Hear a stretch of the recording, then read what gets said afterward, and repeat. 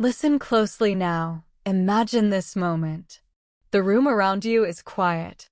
Maybe you are sitting on a chair. Maybe you are walking. Maybe you are cooking or cleaning or relaxing. But wherever you are, I want you to feel something gentle, something warm, like a small light slowly turning on inside your mind. Because today, on Today English podcast, we are going on a long, beautiful journey together. A journey around the world. A journey full of colors, sounds, stories, and emotions. And the best part? You will practice English the whole time, slowly, simply, naturally, while exploring traditions and festivals from many different cultures. This is English you can feel, not just understand. English that moves like a story. English that stays with you. So, let me begin with a quiet question for you. Have you ever watched a festival that made you stop and breathe a little deeper? A festival where people smile, lights shine, music plays, and you suddenly feel connected to something bigger than yourself? Maybe you remember your own tradition from your country. Maybe you remember a celebration with your family. Or maybe you think of nothing yet, and that is okay. Because today, you will travel with me, and you will discover new traditions you have never heard before. But let me tell you something important. This is not a fast journey. This is not a lesson with many rules or lists or grammar charts. No, this is a soft, slow, warm journey. A story told in simple English, so you can listen, relax, and let the language enter your ears and your heart naturally. Like music. Like a gentle stream of water. So breathe slowly, smile a little, and let's begin our story. Our journey starts in a small town where the night sky is dark, completely dark. Not a single lamp. Not a single neon sign. Just the soft shadows of evening. But in the center of the town, something is happening. People are gathering. Children are laughing. Old women are whispering. Men are carrying small baskets. And inside the baskets are candles. Hundreds of candles. Maybe thousands. And soon, these candles will light up the whole town. This is a special festival called the Festival of Lights. Not one country. Not one religion. Many cultures around the world have this idea, a night when darkness becomes light. A night when people come together to remember hope, joy, and community. A night when stories travel from one person to another like fire moving from candle to candle. I want you to picture this town with me. Imagine the smell of warm wax. Imagine the sound of soft footsteps. Imagine the cool air touching your skin. Imagine the gentle voices of people as they say hello to each other. Even if you have never been to a festival like this, you can feel it. You can sense it. Because festivals speak a language beyond words. And today, you will learn to speak about festivals in English, but you will also learn to feel them through stories. Now I want you to hear this scene like a movie. A small girl stands near her grandmother. She is holding a candle with two hands. The flame shakes a little because of the wind. The grandmother looks down and smiles. She says something like, "Hold it gently. Don't worry. The light is strong." The girl looks up, her eyes big and bright. She whispers, "Is tonight special?" And the grandmother nods slowly. "Yes," she says. "Tonight, we remember who we are. Tonight, we remember our traditions." And now, the music begins. A soft drum. A slow rhythm. People start walking in a long line. Step. Step. Step.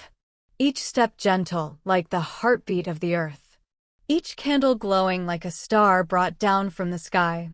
The whole town begins to shine. Not with big lights. Not with fireworks. Not with loud music. But with something simple and human, small flames carried by hand. As you listen to this, notice the rhythm of the English. Notice how the words are simple. Notice how the sentences are not heavy or complicated. This is how you can speak English more naturally, with softness, with clarity, with feeling. English is not just grammar. It is flow. It is music. It is movement. And festivals help us feel that movement. Now, as the people walk in a long line around the town, the narrator, me, is walking with you. I want you to imagine that you are right there with me, candle in hand, walking in the soft night. And maybe, like many English learners, you have a small question inside your heart. Why do people celebrate festivals? Why do they matter? It's a simple question, but the answer is big. People celebrate festivals because festivals help us remember. They help us remember joy. They help us remember pain. They help us remember history. They help us remember each other. Festivals connect the past to the present and the present to the future. They connect parents to children, neighbors to neighbors, strangers to strangers. And when people celebrate together, something beautiful happens. They feel unity. They feel belonging. They feel like they are part of one big story. So today, we will explore many festivals from many places. And each festival will teach you new English expressions, new ways to describe culture, new ways to talk about your own traditions. You will learn phrases like, we celebrate because, this festival is important to us because, in my country, we have a tradition where, simple phrases, natural phrases, phrases you can use in real conversations. But first, let's go deeper into this story. The girl and her grandmother are now standing in front of a small river. The water is calm, almost still. The moon shines on the surface like silver paint. The girl looks at the river and says, "Is the river part of the festival?" The grandmother nods again. "Yes," she says. "The river carries our light. When we place our candles on the water, we send our hopes forward. We let the river carry our wishes." The girl holds her candle tight. Her hands are small, but her heart is big. She kneels down next to the water. The grandmother helps her. Together, they place the candle on a small wooden boat. A tiny, tiny boat. And then, they let it float. And maybe you ask yourself, why is this festival so colorful? Why is it so full of music? The answer is simple. Carnival is a celebration of life. Life with all its energy. Life with all its beauty. Life with all its movement. You walk deeper through the crowd and see a little boy holding his mother's hand. He wears a mask shaped like a bird. The mask is blue with gold feathers. His mother wears a bright red dress with long ribbons. The ribbons float behind her like fire. The boy looks up and says, "Mama, why do people dance so much today?" And the mother laughs and says, "Because today we celebrate joy. Today we let our hearts speak." You listen to those words, "We let our hearts speak." Isn't that beautiful? Imagine speaking English like that, not just with your mouth, but with your heart. Festivals are like teachers. They show us how humans express feelings with music, with color, with dance, with food, with stories. And when you learn to describe these things in English, you learn to speak in a more human, more expressive, more emotional way. The parade moves forward. Dancers spin. Confetti flies through the air like tiny pieces of rainbow. Drums beat harder. Children run with colorful flags. The smell of sweet fried food fills the air, warm, sugary, soft. Someone hands you a small treat. You take a bite. It melts in your mouth. And for a second, you close your eyes because the taste brings simple happiness. Then you hear a voice. A friendly voice. A young man stands beside you wearing a wide smile and a painted face. He says, "First time at carnival?" You nod. His eyes shine. It's beautiful, right? It's like the whole world is dancing. And maybe he is right. Maybe that is what carnival feels like. The whole world dancing together, even if you do not know the steps, even if you do not know the song. You feel part of something alive. The young man continues walking with you. He tells you stories about carnival in his country. How people prepare costumes for months. How families cook special foods. How different neighborhoods create their own music groups. How early in the morning, when the sun rises, some people even start dancing before breakfast. He laughs and says, during carnival, it feels like the sun dances too. You smile at his words. And you notice something. Even though he speaks fast, you understand him. Because he speaks with emotion. And emotion is the universal language. When people talk about something they love, like a festival, their meaning becomes clear, even if their words are many. As you listen, your English listening becomes easier. You hear rhythm in sentences. You hear patterns. You hear how feelings shape the sound of language. This is natural learning. This is why stories help you grow. Now you and the young man reach a large square. A huge crowd has gathered. At the center stands a tall stage decorated with bright banners and flowers. Musicians begin playing a new rhythm, faster, brighter. And dancers appear on the stage wearing costumes made of shining gold. They move like fire. Their steps are quick, sharp, full of energy. The whole crowd begins to clap along. And then something magical happens. Before you know it, people around you begin dancing. Not perfect dancing. Not professional dancing. Just happy dancing, easy steps, simple movement. A woman beside you taps her feet. A group of teenagers start spinning. A grandfather waves his hands slowly in the air. And you feel your body move too. Maybe a small step. Maybe a small sway. But you move. Because the music invites you. The festival invites you. The young man laughs and says, "Go on. Dance. This is carnival. No one is watching. No one is judging. Just enjoy." You take a deep breath. You move your feet. You move your shoulders. Slowly at first. Then a little more. And suddenly you are dancing in the middle of the street with hundreds of people. The sun shines. Your heart feels light. And for a moment, you forget everything else. You are part of the celebration. This is the feeling of traditions. This is the feeling of festivals. And this is the feeling I want you to bring into your English: freedom, confidence, expression, joy. The dance lasts for many minutes. Maybe 10. Maybe 20. Time feels soft here. Time feels stretched like a long warm day. When the music finally slows down, the crowd begins to breathe more quietly. People laugh. Some wipe sweat from their forehead. Some sit on the ground. Some hug their friends. Everyone looks happy. The young man turns to you and says, "Carnival teaches us that life is not only work and worry. Life is also color, music, and celebration." You nod. Those words stay with you. Before the young man leaves, he hands you a small mask, a simple white mask painted with blue lines.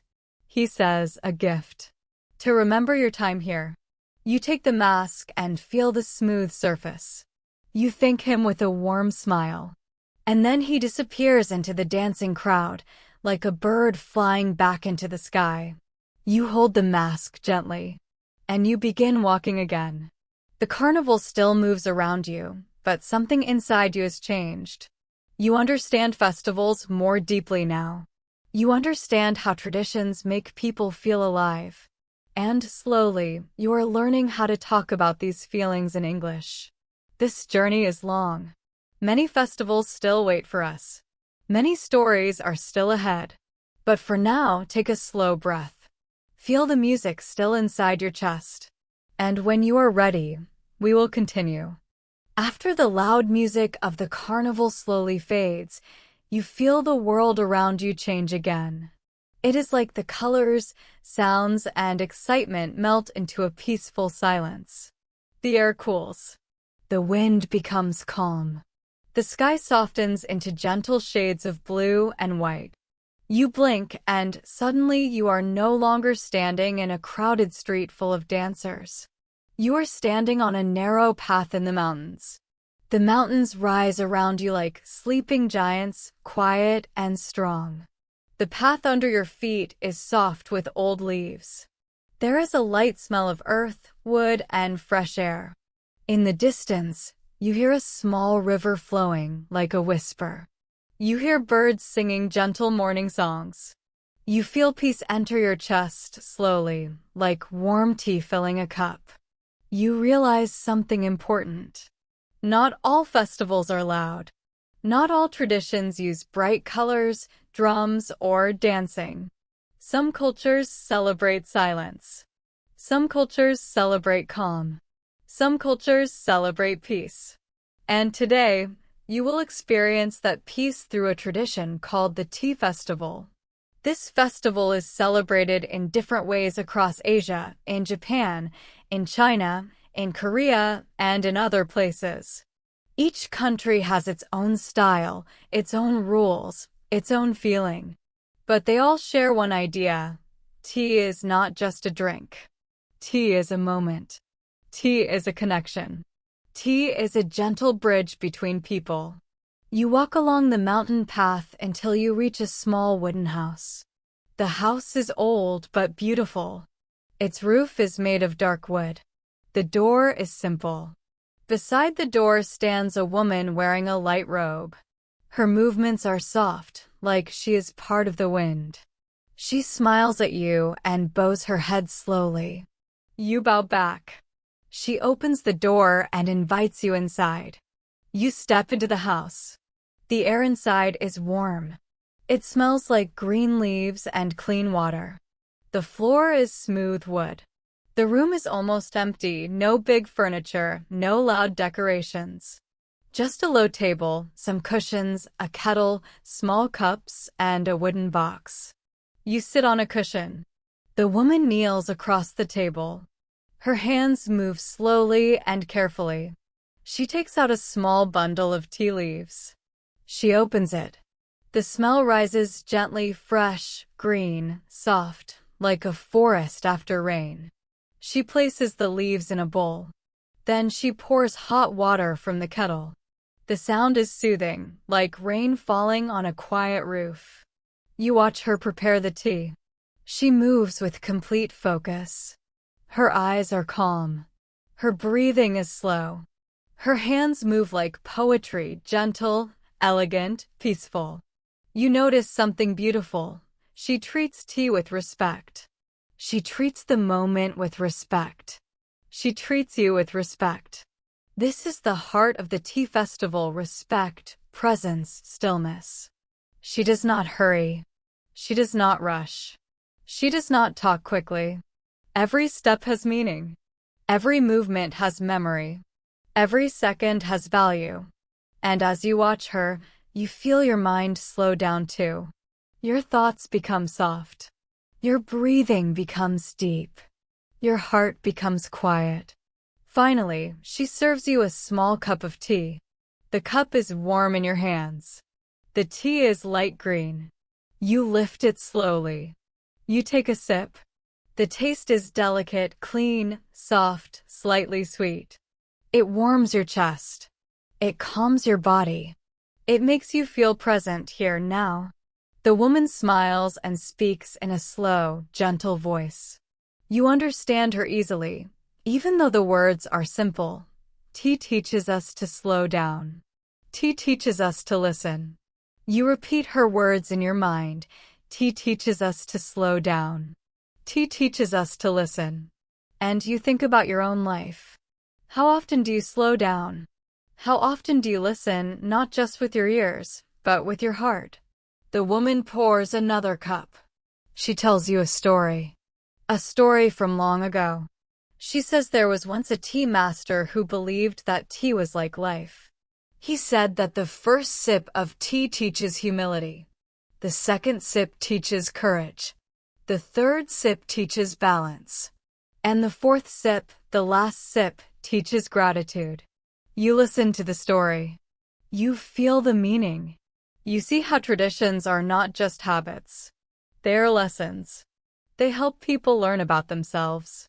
You think of the carnival: loud, bright, full of movement. Carnival teaches joy. Carnival teaches freedom. But this tea ceremony teaches calm. It teaches patience. It teaches awareness. And both festivals are important. Both are part of the world's culture. Both show different feelings, different ways of living. The woman lifts her own cup and closes her eyes for a second as she drinks. When she opens them, she says softly, in our tradition, tea is a way to connect with others. When we drink tea together, we share peace. We share silence. We share warmth. And as she says this, you feel connected to her. Even though you don't know her name. Even though you don't know her story. The tea creates a small bridge between your two hearts. This moment teaches you something about language. Sometimes you don't need many words to understand someone. Sometimes simple words are enough. Sometimes silence is enough. When your heart is calm, language becomes clear. English becomes clear. After some time, the woman opens the wooden box on the table. Inside are small handmade items, tiny cups, a small fan, delicate cloths. She tells you that during the tea festival, people often share gifts, not big gifts, but small, meaningful ones. Gifts that show respect. She takes out a little wooden spoon and hands it to you. For you, she says. A reminder to slow down. You run your fingers along the spoon. The wood is smooth. Warm. You say thank you softly.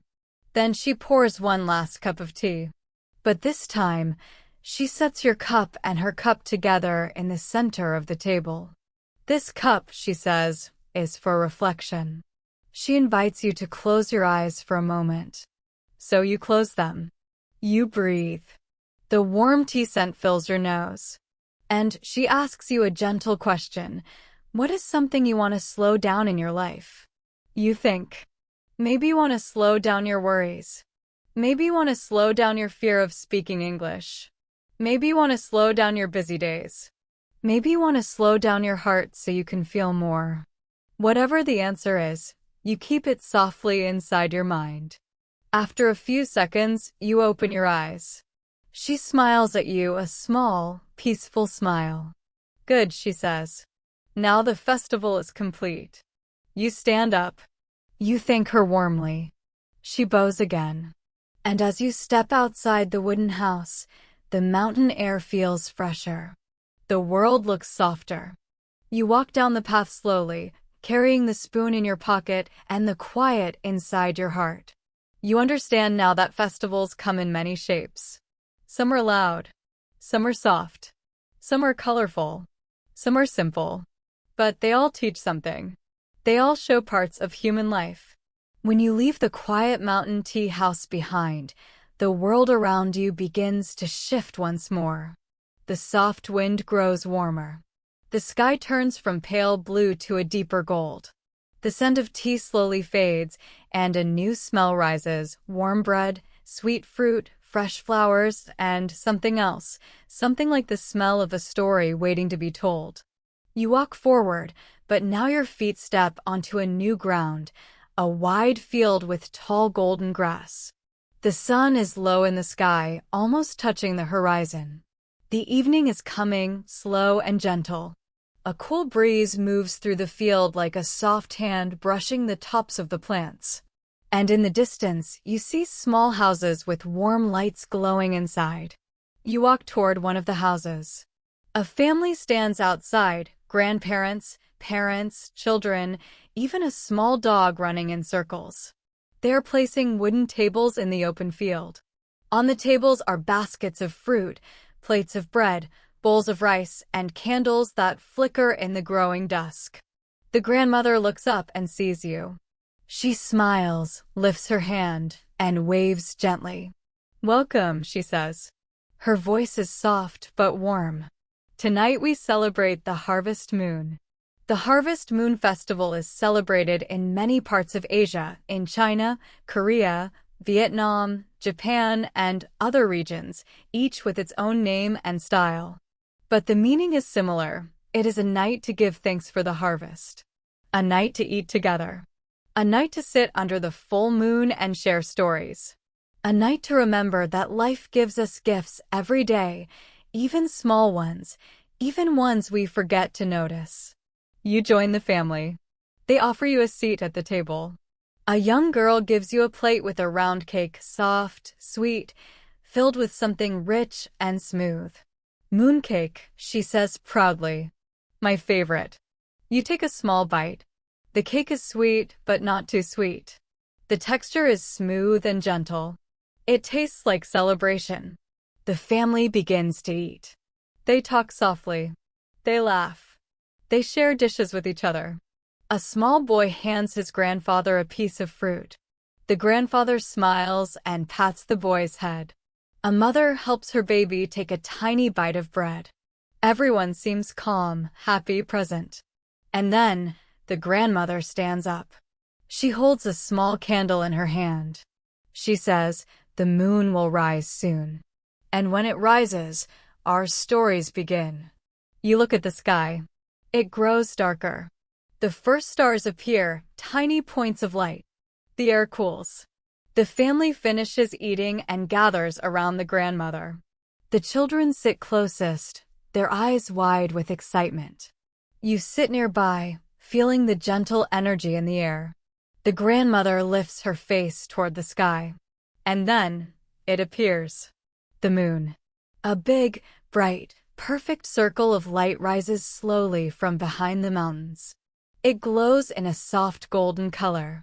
It looks larger than usual, like it has come closer to the earth just for this night.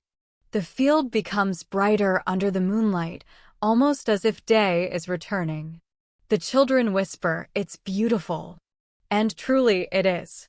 The grandmother begins speaking. Her voice becomes calm, deep, almost musical. Long ago, she begins, people believed that the moon carried stories. That the moon watched over the earth, over the harvest, over families. The children lean forward. You do too. She continues, on this night, under the harvest moon, people shared stories. Stories about love. Stories about bravery. Stories about friendship. Stories about mistakes. Stories about dreams. Stories that kept families strong. Her hands move gently as she speaks. Like the tea woman in the mountains, every movement has meaning. She tells a story about a rabbit in the moon, a rabbit that mixes magical medicine with a stone bowl. She tells a story about a woman who flies to the moon to protect a powerful secret. She tells a story about farmers who work together and celebrate the gifts of the earth. Her voice rises and falls like a soft song. You listen carefully. The words are simple, but the feelings behind them are deep. You understand every part, not because the language is easy, but because the emotion carries the meaning. As she finishes one story, she smiles gently and asks, "And now, what story do you carry tonight?" The children take turns answering. One says, "I want to tell a story about when I climbed a tree and fell, but my father caught me." Another says, "I want to tell a story about my dog who always steals bread." The youngest says, "I want to tell a story about the moon itself. I think the moon listens to us." Everyone laughs softly. Then, slowly, they turn to you. "What about you?" the grandmother asks. "Do you carry a story tonight?" You think. Maybe you carry a story of your own family. Maybe you carry a story of a friend you miss. Maybe you carry a memory of your childhood, a festival, a special day, a simple moment. Maybe you carry a dream. You do not need to speak it out loud. You just need to feel it in your heart. The grandmother nods. "Yes," she says softly. Everyone brings a story to the harvest moon. She then looks at the moon again. Stories help us understand who we are. Stories connect us to our past. Stories guide us to our future.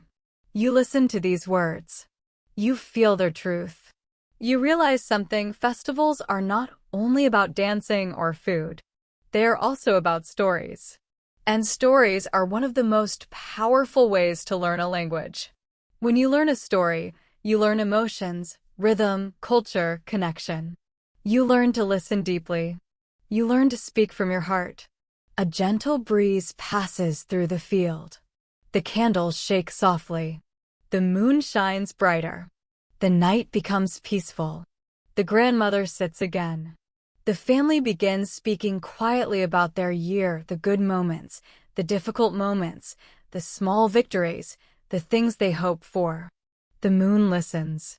The grandfather says, "We give thanks for the harvest. Not only for food, but for every good moment we received this year." The mother says, "We give thanks for family, for friends, for health." The children say, "We give thanks for stories." Everyone laughs. Then the grandfather looks at you kindly. "We also give thanks for guests," he says, "because guests bring new stories, new energy, new hope." You smile. You feel welcomed. You feel part of the family. You feel part of the night. As the moon rises higher, the family begins to pack the dishes. The children chase the dog. The grandmother blows out the candles one by one. And in the warm moonlight, the whole field becomes quiet again. Before you leave, the grandmother hands you a small mooncake. "For your journey," she says. "So you remember that every person carries a story, and every story is a light." You hold the mooncake gently. You bow your head in respect. You say thank you. And as you walk away, the family waves goodbye. The night becomes deeper. The moon becomes brighter. The world becomes softer. You walk away from the field of the harvest moon, carrying the small mooncake in your hand and the soft stories in your heart. The sky above you slowly begins to change again. The golden moonlight fades into early morning blue. A mist rises from the ground like a gentle cloud. The air becomes warm, then warmer, then hot, like the sun is preparing for something big. You take another step forward. The sound of the night insects disappears. The quiet wind changes. You hear something new splashing, laughing, shouting, singing. You hear water hitting water. Buckets pouring. Streams falling. Waves of sound rising and falling like playful music. You blink and suddenly you are standing in the middle of a bright, sunny street in Southeast Asia. Maybe Thailand. Maybe Laos. Maybe Cambodia. Maybe Myanmar. The exact place doesn't matter. Because all these countries celebrate something special at this time of year, the Water Festival, also known as Songkran in Thailand, and with different beautiful names in neighboring countries. The heat is strong and people are everywhere. Children, teenagers, adults, grandparents, everyone holding something in their hands, buckets, bowls, bottles, and colorful water guns. And all of them look excited, happy, almost glowing with joy. Before you can even understand what is happening, a little boy comes running toward you. He holds a bright green water gun. He points it straight at you. You think maybe he will stop. Maybe he will say hello. Maybe he will warn you. But no. He shoots. A strong jet of cold water hits your arm. You jump. The boy laughs loudly. A group of teenagers behind him cheer. Someone shouts, "Welcome. Happy New Year." Another person fills a small bowl and gently pours water down your back. The water is cool, fresh, surprising, but not unpleasant. It feels like the heat melting away. It feels like waking up from a long sleep. This festival, this water festival, is about cleaning away the old and welcoming the new. It is about washing away the past year, the mistakes, the sadness, the worries, and starting again with a clean heart and a clean mind. Water here is not only water. It is a symbol of blessing, a symbol of new beginnings. You look around. The whole street has become a river of celebration. People splash water everywhere on their friends, on strangers, on elders, on children, on visitors like you. And no one is angry. There is no fighting, no complaining, only laughter, smiles, joy. A young woman wearing a flower necklace approaches you. She carries a silver bowl filled with water and flower petals floating on the surface. Her smile is gentle. She touches your shoulder lightly and says, "May this water bring you a fresh start." Then she pours a small amount of water on your arm slowly, respectfully. This is part of the tradition too. Not all water is playful. Some water is gentle, symbolic, sacred. Families often visit temples, pour water over statues, or share blessings with grandparents. Water is used with care, with love, with respect. You stand there, feeling drops of water sliding down your skin, and you realize something beautiful. The festival is more than fun. It is also full of meaning. A man with a bucket walks by. He lifts the bucket. You brace yourself. But instead of throwing it on you, he smiles warmly and says, "You are a guest. You must have a blessing." Then he dips his fingers in the water and gently touches your forehead. "For good luck," he says. The warmth in his eyes feels deeper than the heat of the sun. You begin walking through the street, water dripping from your hair and clothes, but you feel light, refreshed, almost new. You watch children chase each other with water guns. You see groups of friends dancing under a fountain that sprays water high into the air. You see monks walking calmly as people gently pour water on their hands.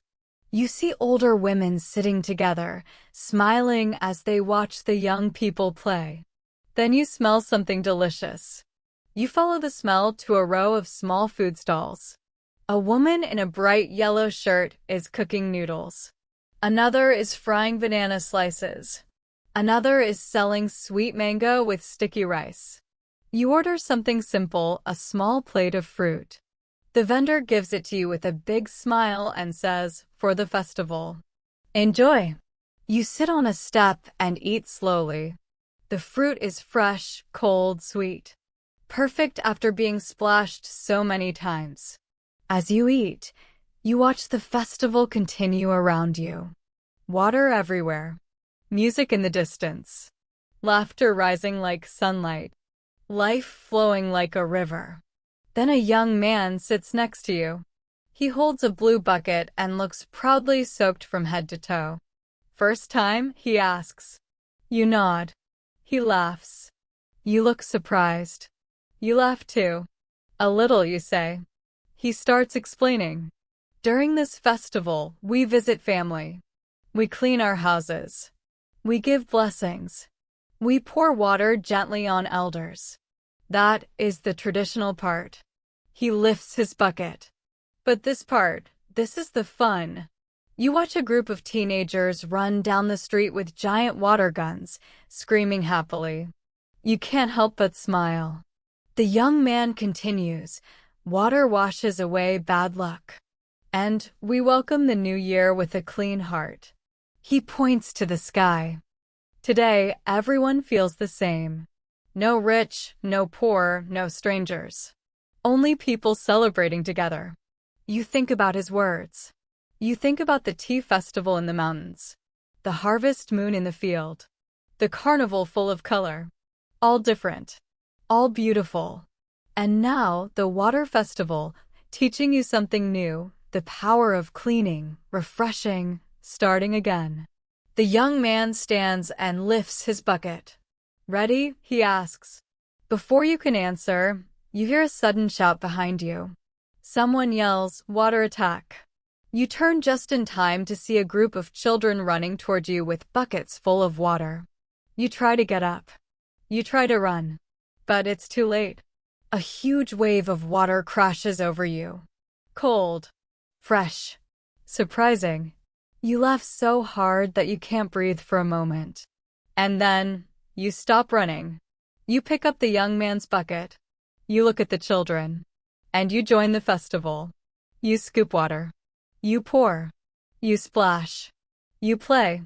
And for that moment, you feel completely free, like a child again, like someone who has left every worry behind. This is the magic of festivals. They let you return to a simple, joyful part of yourself. a part that is easy to forget in normal life. After a long time, maybe an hour, maybe two, the street finally begins to slow down. People sit on the sidewalks, tired but happy. Water pools everywhere on the ground, shining in the sun like pieces of silver. The heat of the day returns, but you still feel cool inside. An old woman walks by and touches your arm softly. "This year will be a good one for you," she says kindly. "The water has blessed you." You bow your head in respect. "Thank you." As you walk away, water still running down your clothes, you feel something new inside you, a sense of freshness, lightness, renewal. The water festival teaches you something important. Every person deserves a new beginning. Every year, every season, every day. The heat of the water festival slowly fades from your skin. The laughter of the children grows softer.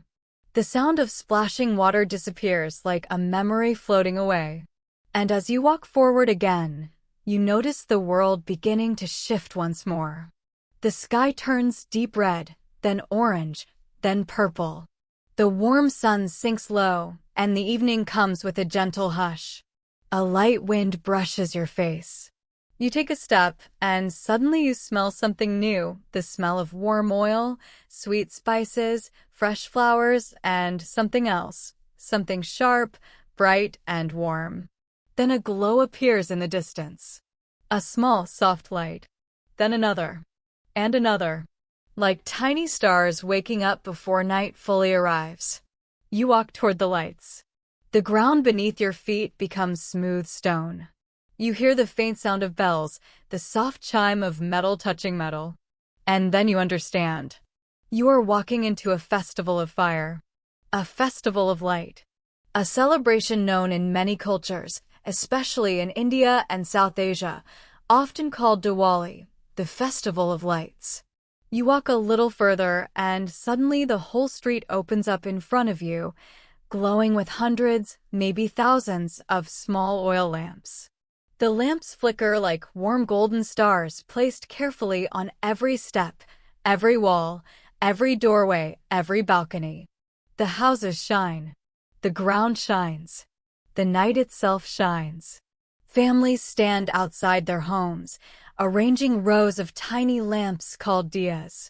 Children help carefully, carrying one lamp at a time, placing them with excited, trembling hands. The lamps glow like little hearts beating in the dark. A woman wearing a bright red sari sees you standing there, watching. She smiles warmly and walks toward you. In her hands, she holds a small clay lamp. She gently offers it to you. Her eyes are kind. "Welcome," she says softly. "Tonight, we celebrate light." You take the small lamp. It is warm in your hands. The flame dances gently, almost like it wants to greet you. You look around, feeling the warm glow touch your face. The woman gestures for you to follow her. She leads you into a courtyard where her whole family is gathered: grandparents, parents, aunts, uncles, cousins, children. They are decorating the ground with colorful patterns made from rice powder and flower petals. The patterns are beautiful circles, spirals, bright shapes that look like artwork drawn with joy. "This," the woman says, pointing at the colorful design, "is rangoli. We make it to welcome good fortune and to bring beauty into our home."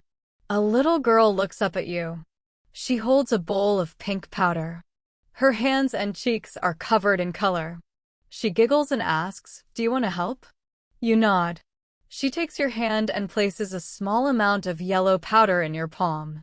She guides your hand gently, helping you form a bright circle at the edge of the design. The powder feels soft between your fingers. The colors blend into a beautiful pattern. The girl laughs happily. You did it. Her joy is simple, pure, bright, just like the festival itself. After finishing the rangoli, the family gathers around a table.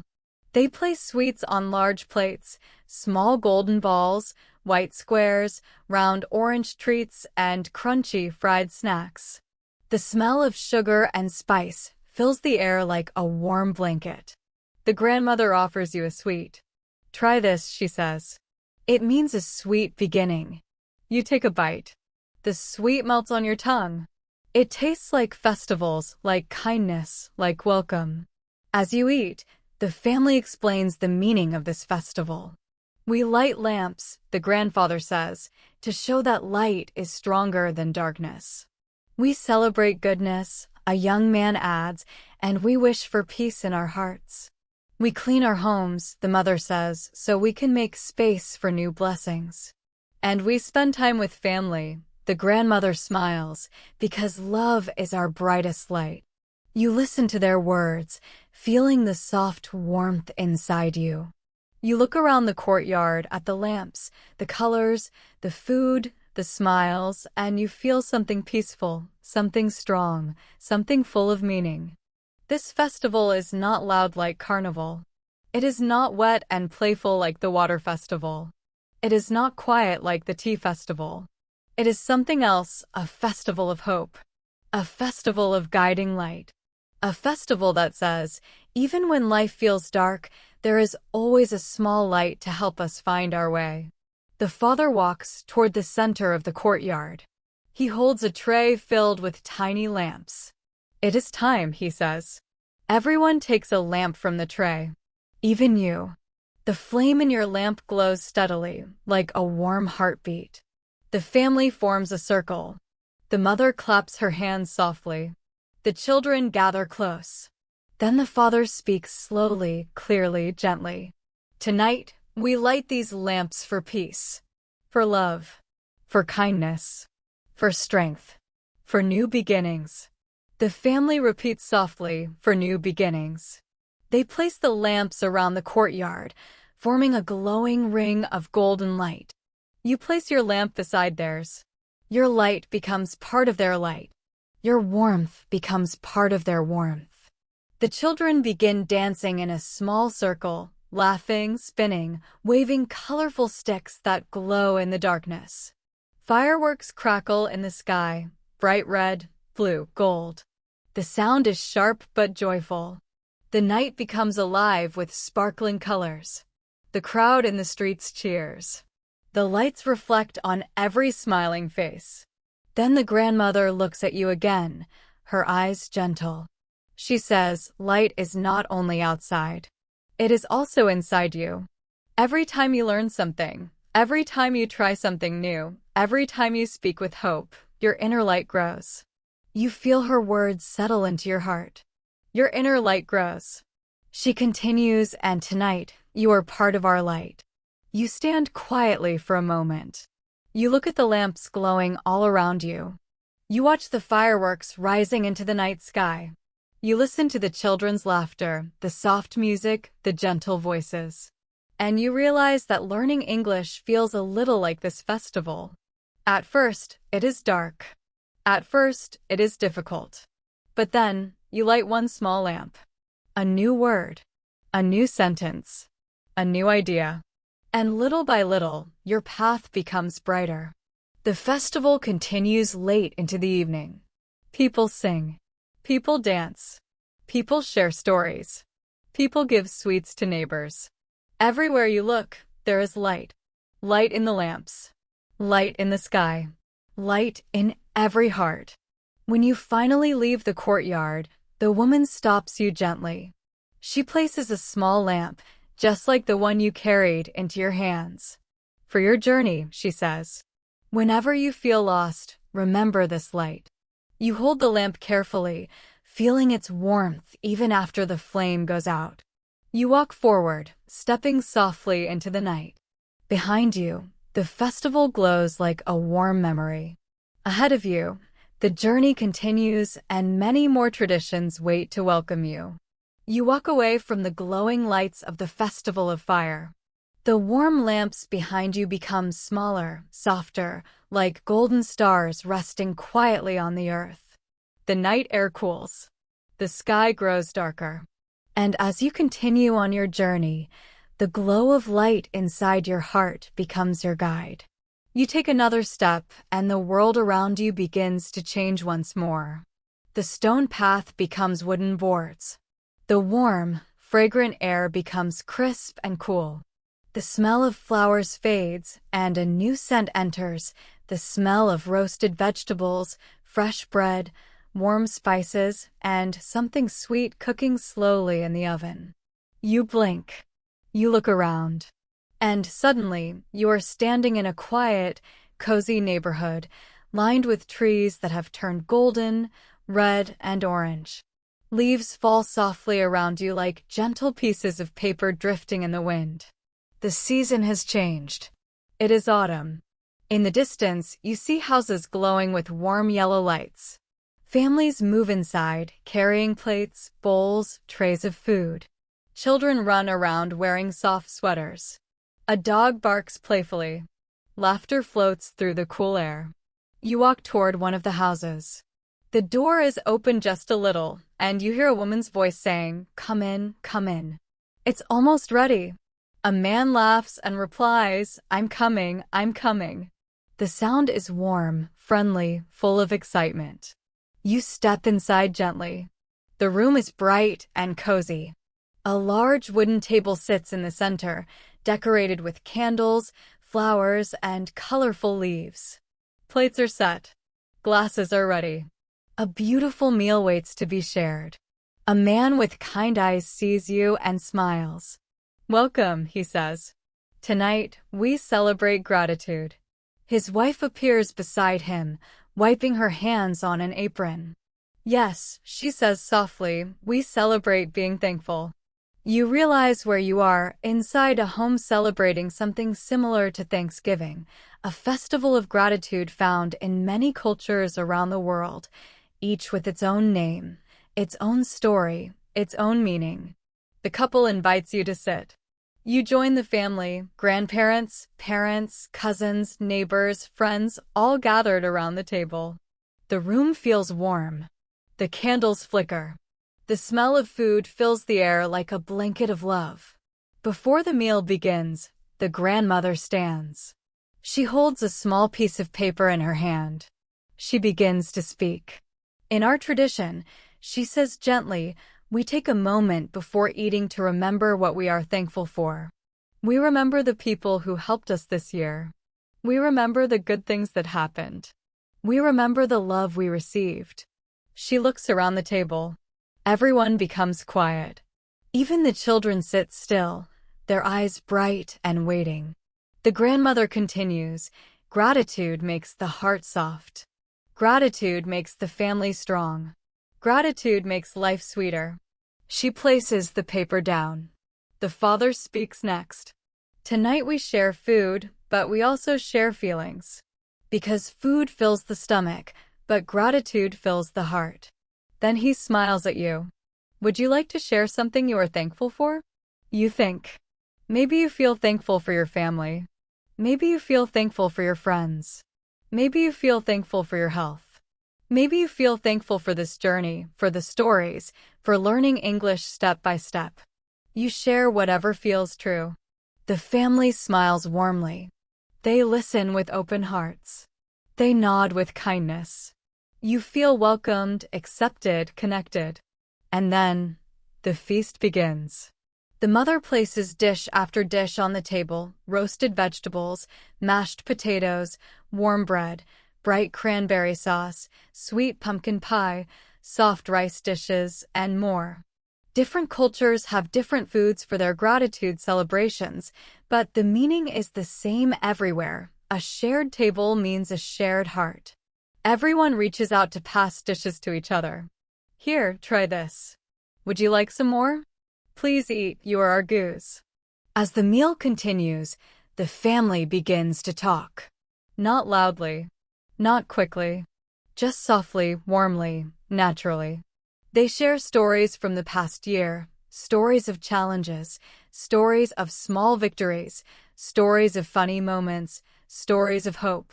A teenage girl says, "I'm thankful I passed my exam." Her mother smiles proudly. A young boy says, "I'm thankful for my new dog." Everyone laughs as the dog jumps happily near the table. An elderly uncle says, "I'm thankful for good health this year." A neighbor says, "I'm thankful for friendship." You listen. You learn. You hear how gratitude sounds in simple English, warm, honest, heartfelt. No difficult words. No complex grammar. Only true feelings. And listening like this helps your English grow naturally. You hear how people express emotions. You hear how people connect through stories. You hear how language becomes soft and human when spoken from the heart. After the meal, the family gathers around the fireplace. The father picks up a guitar and begins to play a gentle melody. The mother sings quietly. The children join with small, sleepy voices. You listen, feeling your mind rest gently, like a leaf floating on water. The grandmother hands you a warm drink, spiced tea or hot apple cider, something sweet and comforting. Drink, she says softly. Tonight, we celebrate togetherness. As you sip the warm drink, you look at the family, some laughing, some singing, some simply enjoying the moment. The fire crackles softly. The room glows. Outside, the autumn night becomes still and peaceful. Then the grandmother sits beside you. She speaks slowly, kindly.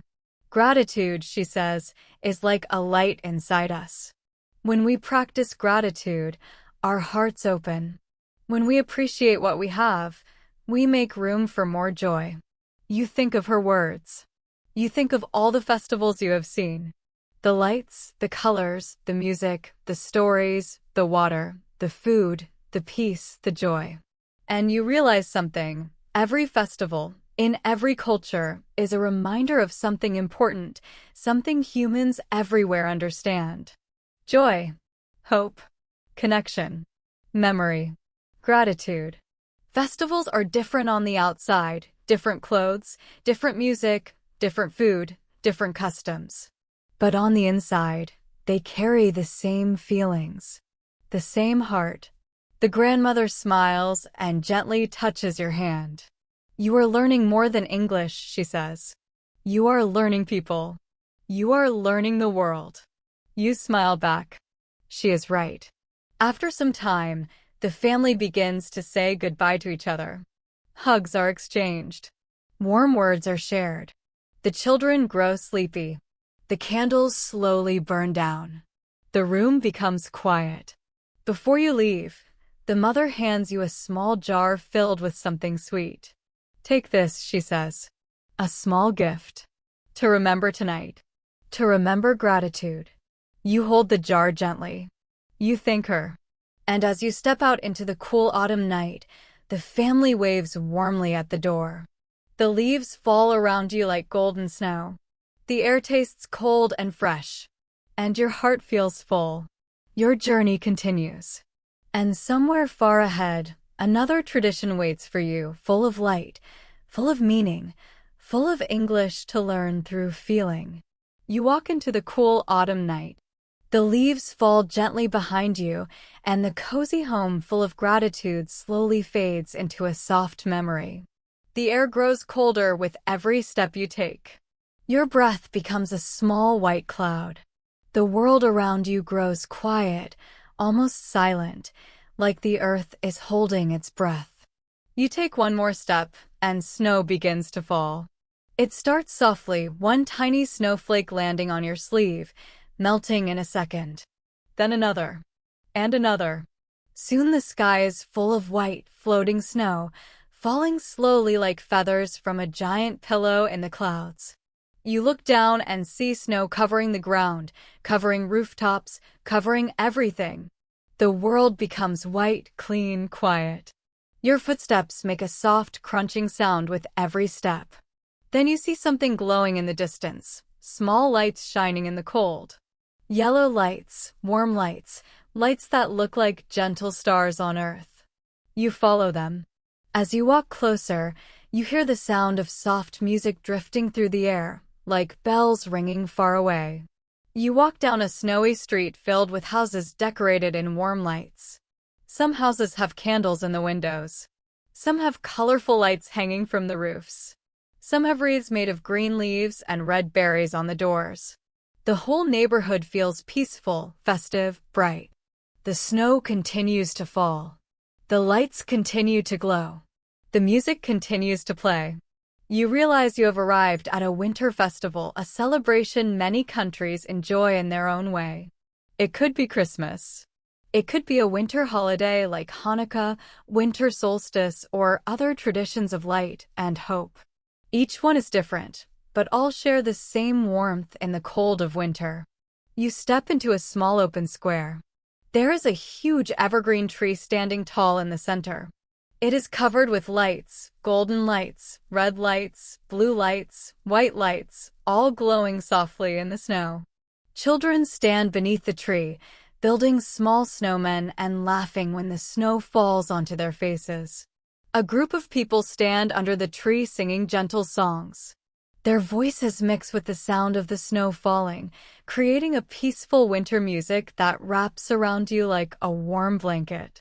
A woman wearing a long coat and soft scarf walks up to you. She holds a warm drink in her hand, hot chocolate. She smiles and offers it to you. "Here," she says kindly. "It will warm you." You take the drink. The cup warms your fingers. The sweet smell rises into the cold air. You sip it.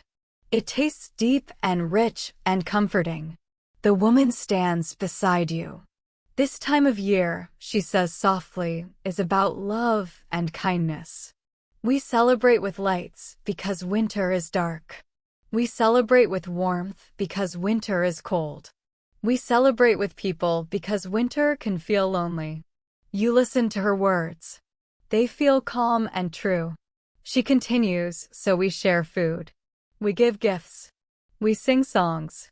And we try to make the world a little warmer for each other." As she speaks, you watch a man place a warm blanket around an elderly neighbor's shoulders. You watch a group of teenagers give small gifts to younger children, tiny toys wrapped in shiny paper. You watch a little girl carefully hold a candle in her mittened hand, protecting it from the wind. Her mother whispers to her, "This candle is for hope." The little girl nods and smiles. You walk through the square, feeling the snow fall softly on your head and shoulders. Every house you pass has something special, maybe lights, maybe a candle, maybe decorations, maybe a window full of warm yellow glow. Then you see a group of people gathered around a small table set up outside. On the table are round pastries, warm bread, sweet cookies, and hot drinks. A man stands behind the table. "For everyone," he says loudly with a cheerful voice. "If you are cold, come eat. If you are lonely, come sit. Tonight we share warmth." You walk to the table. He gives you a small round pastry with powdered sugar on top. "This one," he says, "is my grandmother's recipe. She makes it every winter." You take a bite. It is soft, warm, and melts slowly in your mouth. As you eat, a soft voice beside you says, "Beautiful, isn't it?" You turn and see an elderly woman standing next to you. She wears a long dark coat and carries a candle in a glass lantern. The warm light shines softly on her face. She smiles. "In my family," she says, "we light candles each night during this season. Each candle means something: peace, love, joy, hope." She lifts her lantern slightly. "Tonight is for hope." The candle flickers, glowing gently in the cold winter air. You walk with her for a few steps. She explains that every year, people come together during winter festivals to fight the darkness with light, with kindness, with sharing, with small acts of love. She stops in front of a small wooden bench covered in snow. Carefully, she brushes the snow away and sits. She pats the space next to her, inviting you to sit too. She looks up at the glowing tree in the square.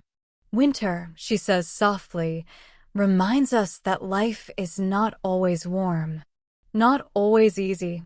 But light, even a small light, can change how we feel." You sit in silence for a few moments, watching the snow fall around you. The world feels slow and gentle. Every sound feels soft. Every light feels bright. Then a group of children runs toward the tree, laughing and shouting, "It's time! It's time!" The crowd gathers around the base of the tree. Someone begins to count down. 10, 9, 8. The tree grows brighter with each number. 7, 6, 5. The music becomes louder. 4, 3, 2. People lift candles in their hands. 1. The entire tree lights up brilliant, shining, bursting with color. The crowd cheers. The children dance. The snow sparkles like silver dust in the air. The elderly woman beside you closes her eyes for a moment, breathing in deeply. She whispers, "Light wins again." You feel her words deep inside you. Light wins again. Not because winter disappears. Not because life is perfect. But because people choose to create light together. As the celebration continues, a young boy walks toward you with a small gift in his hand. It is wrapped in silver paper with a thin green ribbon. He holds it out to you shyly. "For you," he says. "Everyone should receive a gift tonight." You thank him and open the small package. Inside is a tiny wooden star, carved by hand. Simple, beautiful, warm to the touch. "Your star," the boy says, "to guide you." You smile. You thank him again. You hold the little star in your hand, feeling the shape, the wood, the simple kindness it carries. You look around and see families hugging, friends laughing, strangers sharing food and stories. You see candles glowing in the windows. You see light everywhere, soft, warm, gentle light shining in the cold winter night. You realize this festival teaches something powerful. Kindness is a light. Sharing is a light. Hope is a light. And even a small light can warm the coldest moment.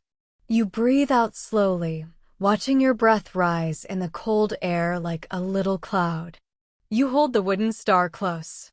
And as you walk forward again, the snow falling softly behind you, you feel a warm glow inside your chest. Your journey continues, and more festivals are waiting. More cultures. More stories. More English spoken with heart. You walk forward through the soft winter snow. The cold slowly fades. The quiet night becomes brighter. The air grows warmer with every breath you take. The snowflakes stop falling one by one, and soon the cold white world melts into something new, something alive, something bright, something full of sound. You take another step, and suddenly you feel a vibration under your feet. A deep, steady beat. Boom, boom, boom. Like a giant heartbeat pulsing through the earth. You look up. The sky is now blue and warm. The sun shines bright above you. The air feels different, warm, dry, and filled with something exciting. You smell roasted corn, grilled meat, sweet fruit, and a little bit of smoke from a distant fire. You step forward again, and the sound grows louder. Boom, boom, boom, boom, boom. Drums. You have entered a festival where music is the heart, where rhythm is the language, where dance is the tradition. A celebration found in many countries across Africa, the Caribbean, South America, and even in diaspora communities around the world. This is a drum and dance festival, a celebration that carries deep cultural strength, history, community, and joy. You walk along a sunlit path, and soon you see people gathered in a wide open space. A circle forms in the middle, and in that circle, dancers move with powerful steps. Their feet hit the ground like they are speaking with the earth. Their arms move like waves. Their bodies follow the rhythm of the drums.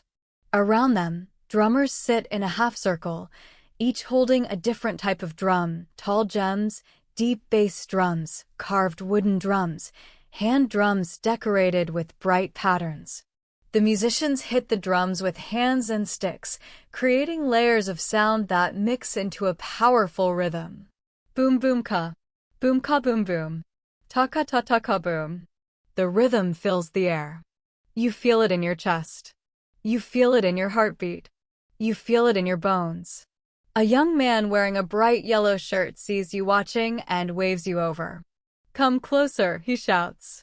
This is where the energy is. You walk toward him. The drums become louder. The music touches you in a way you cannot explain, like a story without words. You stand at the edge of the circle, watching the dancers move with confidence and joy. The young man smiles. In our culture, he says, drums are more than music. They are communication. They are history. They are our connection. You listen carefully. The drummer's hands move fast, hitting the skins with strength and skill. Every rhythm feels alive, full of meaning. The young man continues, we dance to celebrate life, to celebrate our ancestors, to celebrate the sun, the earth, the rain, the seasons, to celebrate our community. A woman beside him adds, and to celebrate our joy. She steps into the circle with confidence. Her feet move quickly. Her body flows like water, then strikes like fire. She jumps, spins, bends, rises. The crowd cheers. The rhythm grows stronger. The drums talk to her feet, and her feet answer. You watch in amazement. You feel your heart beating along with the drums. Boom, boom, boom. The woman returns from the circle, breathing deeply but smiling proudly. She turns to you and asks, would you like to try? Even just a small step. You hesitate. Your body feels shy. Your feet feel heavy.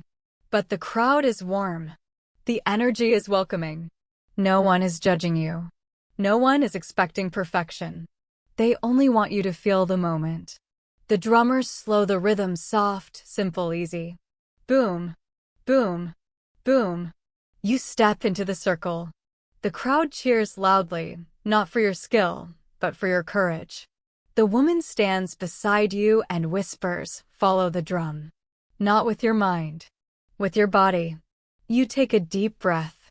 The drum beats. Your foot moves. Boom. Step. Boom. Step. Boom. Step. Slow. Simple. But real. Honest. You feel your shoulders relax. You feel your arms loosen. You feel your body start to move in a tiny rhythm. The crowd cheers again. The young man shouts, yes.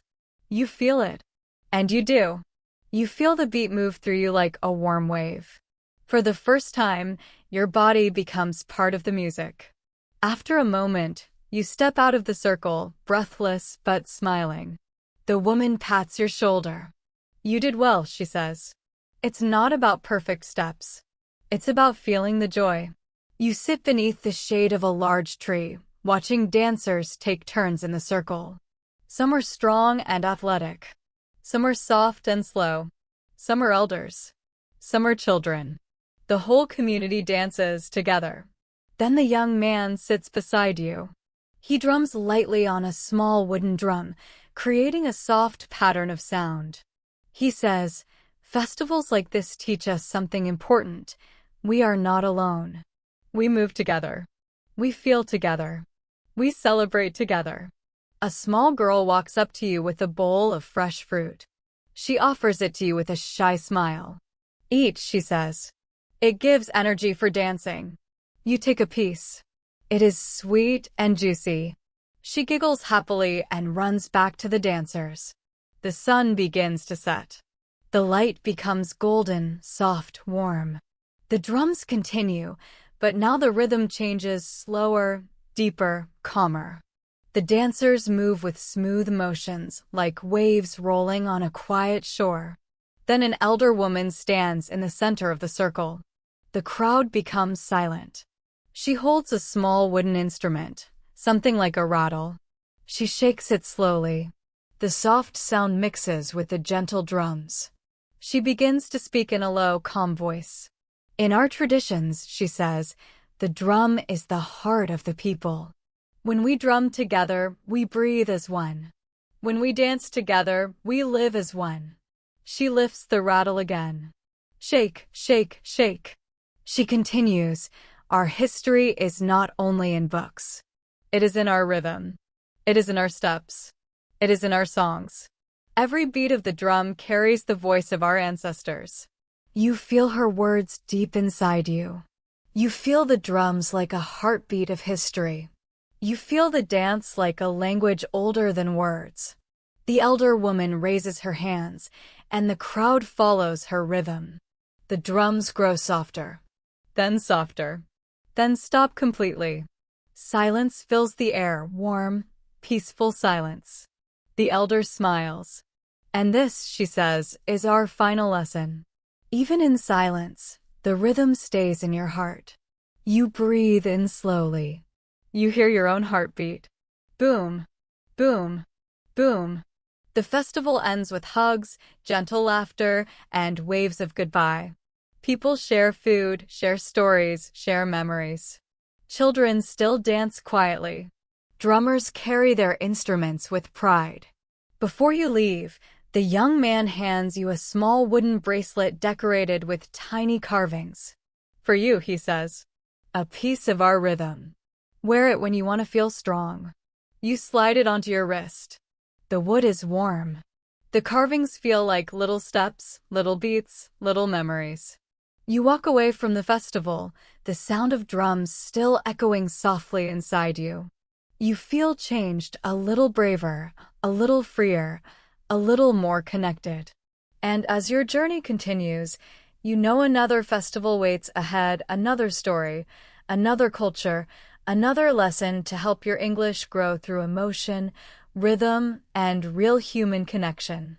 The sun is rising, warm and golden, and you feel the air change around you.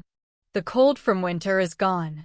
The streets are alive with sound and movement. You hear laughter, shouting, clapping, music, and footsteps everywhere. There is energy, pure, bright, joyful energy that makes your heart beat faster. You step forward into the crowd.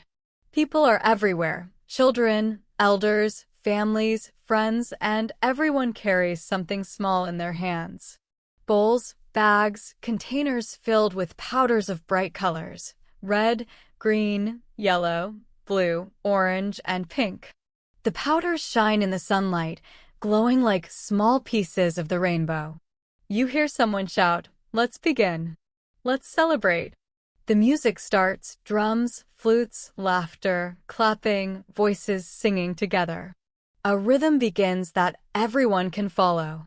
It is playful, fast, exciting. The energy is contagious.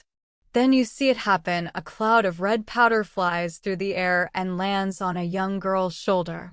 She laughs, turning around and throwing blue powder back at her friends. They jump, dodge, throw, and run, and soon the air is full of floating colors like a rainbow in motion. You feel a tap on your shoulder. A boy with a mischievous smile holds a small handful of yellow powder. "Try it," he says. You hesitate for a moment. Then, with a deep breath, you throw it lightly. It floats in the air and lands on a woman's scarf. She laughs, brushing it off, and throws pink powder at you. You duck and laugh. The festival begins. This is a festival of colors, a celebration found in many cultures, most famously in India as Holi. But similar celebrations exist elsewhere too, where color, play, and joy bring communities together. As you move through the crowd, people of all ages are playing together. Some are dancing to the music, their clothes streaked with colors. Others are helping small children fill their hands with powder. Friends and strangers alike are smiling, shouting, laughing. There is no anger, no sadness, only joy, energy, and connection. A young woman comes up to you. Her face is pink, her hair streaked with blue, and her eyes sparkling. "Welcome," she says.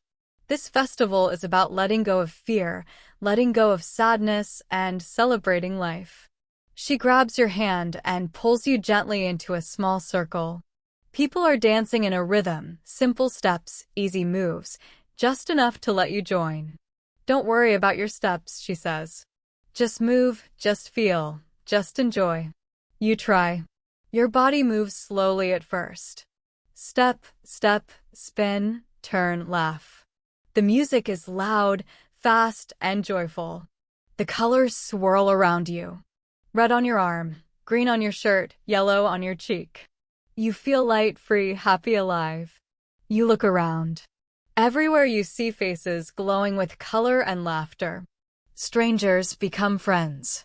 Children become teachers of joy. Everyone celebrates together. A small boy walks up to you and holds out a flower. For you, he says shyly. A gift for happiness. You take the flower and smile. Its petals are bright orange, soft and warm in your hand. You realize that this festival is not only about color. It is about connection, sharing, and celebration of life. You notice an older man sitting nearby, watching the crowd. He smiles and shakes his head gently. Holi, he says, teaches us that life is short. Colors remind us to enjoy it. Friends remind us to laugh. Family reminds us to love. You walk to a quiet corner and watch the festival for a moment. A little girl throws purple powder at her brother. He jumps, laughing, and falls softly in a pile of color on the ground. A group of teenagers dances in circles, shouting the name of the festival, spinning and jumping, their feet kicking clouds of red and blue powder. The music slows a little. People pause, breathless, laughing, smiling. Some sit to rest. Some hug each other. You see someone offer water to a stranger. Someone else wipes powder off a child's face and kisses their cheek. Everyone cares. Everyone shares. Everyone smiles. The young woman who pulled you into the dance circle comes back. She has a small basket of sweets. Eat, she says. This is part of the tradition. You take a sweet, small and round, filled with sugar and spices. It melts in your mouth. Sweet, warm, and comforting. You realize that this festival is not only about color and play. It is also about taste, community, and care. The sun begins to set. The festival slows down. People hug, shake hands, say goodbye, and laugh softly. The colors remain in your hair, on your skin, in your clothes, reminders of a day full of joy, laughter, and friendship. You breathe in deeply. You smell the faint scent of flowers, spices, and laughter. You feel your heartbeat. Slow, steady, happy, alive. You think to yourself, life is like this festival, full of color, full of laughter, full of small moments of connection. And when you let yourself participate, even as a stranger, the world feels brighter. You walk away from the festival, your clothes streaked with color, your hands holding the small flower the boy gave you. You look back once, seeing the crowd still laughing, still dancing, still celebrating life together. And inside, you feel a small, warm glow, a memory you will carry with you, in your heart and in your English journey. You wake up early in the morning. The air is cool and crisp. The sky is painted with soft pink and gold. You smell the fresh earth, sweet and damp from early morning dew. Birds are singing quietly, welcoming the day. You follow a narrow dirt path that leads to the village. Small houses made of wood and stone sit quietly along the path. Smoke rises gently from chimneys. People are walking toward a large field. They carry baskets, bundles of wheat, fruits, and vegetables. Everyone is smiling, greeting each other. There is a feeling of calm, peaceful excitement. This is the harvest festival, a time when people celebrate nature, the fruits of their labor, and the cycles of the seasons. It is a festival found in many countries, from Europe to Asia, Africa to the Americas. Every place has its own traditions, but all share the same feeling, gratitude. You step into the field. It stretches wide under the rising sun. The soil is rich and dark. Crops of wheat, corn, rice, and vegetables sway gently in the morning breeze. Farmers, families, and children are already busy. Some are picking fruits from trees, some are collecting vegetables from the soil, some are weaving wheat into bundles. A woman in a bright scarf comes toward you. Welcome, she says softly. This festival is about saying thank you to the earth, to the sun, to rain, and to the people who help us. She hands you a small basket. Would you like to help? She asks. You nod. You bend and pick a few ripe apples from a tree. They are warm in your hands, shiny and red. You place them gently in your basket. You feel connected to the tree, the earth, and the sunlight. Nearby, a group of children is weaving corn stalks into small decorations. They laugh as they work, helping each other, teasing each other, but always smiling. One child looks up at you and says, "Do you want to try?" You take a stalk of corn. Your fingers fumble at first, but slowly, you weave it into a small bundle. It is not perfect, but it is yours. The child claps and giggles. You laugh too. The music begins. It is soft, gentle, slow. Flutes, drums, and the quiet sound of wooden instruments mix with birdsong. People begin to form a circle. They hold hands. Some elders speak quietly, sharing short prayers of thanks. You stand in the circle. You feel the warmth of hands around you. The rhythm of the music and the voices of the community make your heartbeat calm and steady. Boom, boom, boom, like the earth itself. A farmer, old and kind-faced, steps forward. We celebrate not only our harvest, he says, but also life itself. Life is like a field. Sometimes the soil is hard. Sometimes the sun is too hot. Sometimes rain is too little. But with patience, care, and gratitude, we grow. You watch him carefully. His words are simple, but they feel deep. You realize this festival is not only about crops. It is about patience, effort, care, and thankfulness. The people around you start sharing food. Fresh bread, fruits, roasted corn, vegetables cooked in large pots, sweet puddings, and warm tea. You taste each one slowly, noticing flavors, textures, and smells. You sit with a family and share stories through gestures and simple words. Good, sweet, tasty, you say. They smile and nod. Later, children run through the field, playing tag, chasing each other, laughing loudly. The elders watch quietly, smiling. The adults dance gently to the music. Everyone participates in some way. Everyone feels a part of the community. As the sun rises higher, a moment of reflection begins. People gather in silence, holding a small piece of wheat, a fruit, or a vegetable. They close their eyes and give thanks. You do the same. You feel gratitude not only for the food, but for the people, the earth, and life itself. A young man beside you whispers, "Even when life is hard, we must remember to be thankful." Gratitude gives strength. You nod quietly, understanding. You feel your heart expand with warmth and calm. The festival teaches you more than words. It teaches patience, connection, care, and the simple beauty of life. As the day ends, the community forms a final circle. Music grows soft and slow. People hold hands, sing, and laugh quietly. The sun begins to set, casting long shadows over the field.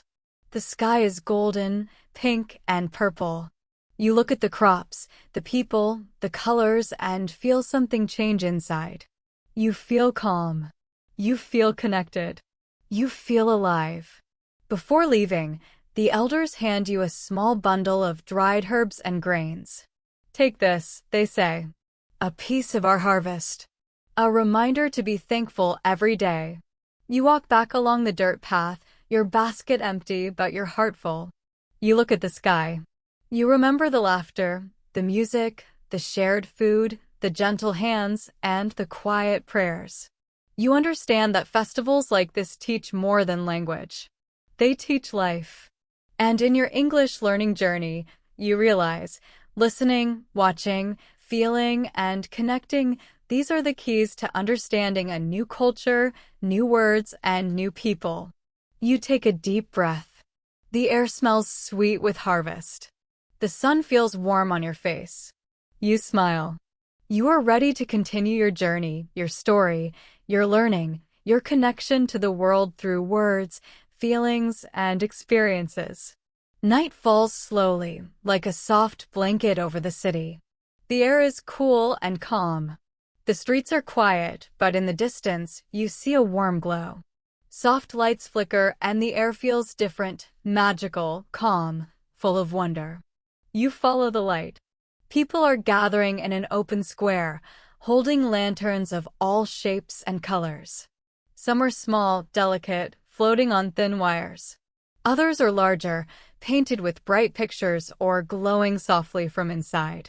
Children hold lanterns shaped like animals, flowers, or stars.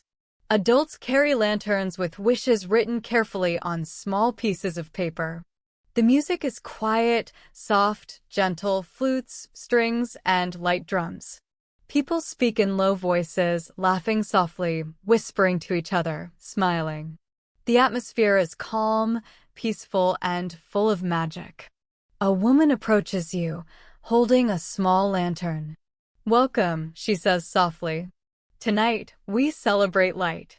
We celebrate dreams. And we celebrate hope." She hands you a small lantern. It is delicate, painted with bright orange and gold. A tiny candle sits inside. She smiles and asks, "Do you have a wish?" You pause. You think about your journey, the people you have met, the festivals you have experienced, the lessons you have learned. You close your eyes for a moment. Then you whisper your wish softly. "I wish to learn. I wish to connect. I wish to feel the world fully." The woman nods gently. "Good. Now we release it together." People start to light their lanterns one by one. A warm, gentle glow spreads across the square. Hundreds of lanterns float slowly into the night sky, glowing like stars. The sight is breathtaking. You step forward and light your own lantern. The candle flickers inside. You hold it carefully, feeling its warmth. Slowly, you lift it. Your heart beats a little faster. You release it into the sky. The lantern rises gently, floating higher and higher, joining the others. It drifts with the wind. You watch it become smaller, glowing softly in the distance. You feel a quiet happiness inside. Your wish is now part of the night sky. Around you, people are watching their lanterns rise. Some hold hands, some close their eyes, some smile softly. The crowd is peaceful, connected through a shared moment of beauty and hope. A child runs past, carrying a lantern shaped like a star.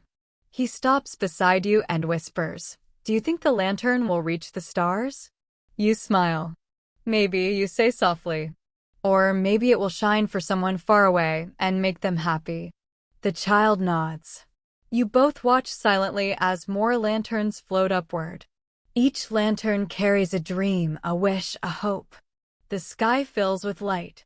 The reflection of lanterns shimmers in nearby water, doubling the beauty. An elder man steps forward with a flute. He plays a soft, slow melody. The music drifts over the crowd, over the lanterns, over the water. It is gentle, calm, and full of peace. He speaks softly. "The lantern is more than light. It is our wish, our hope, our message to the world.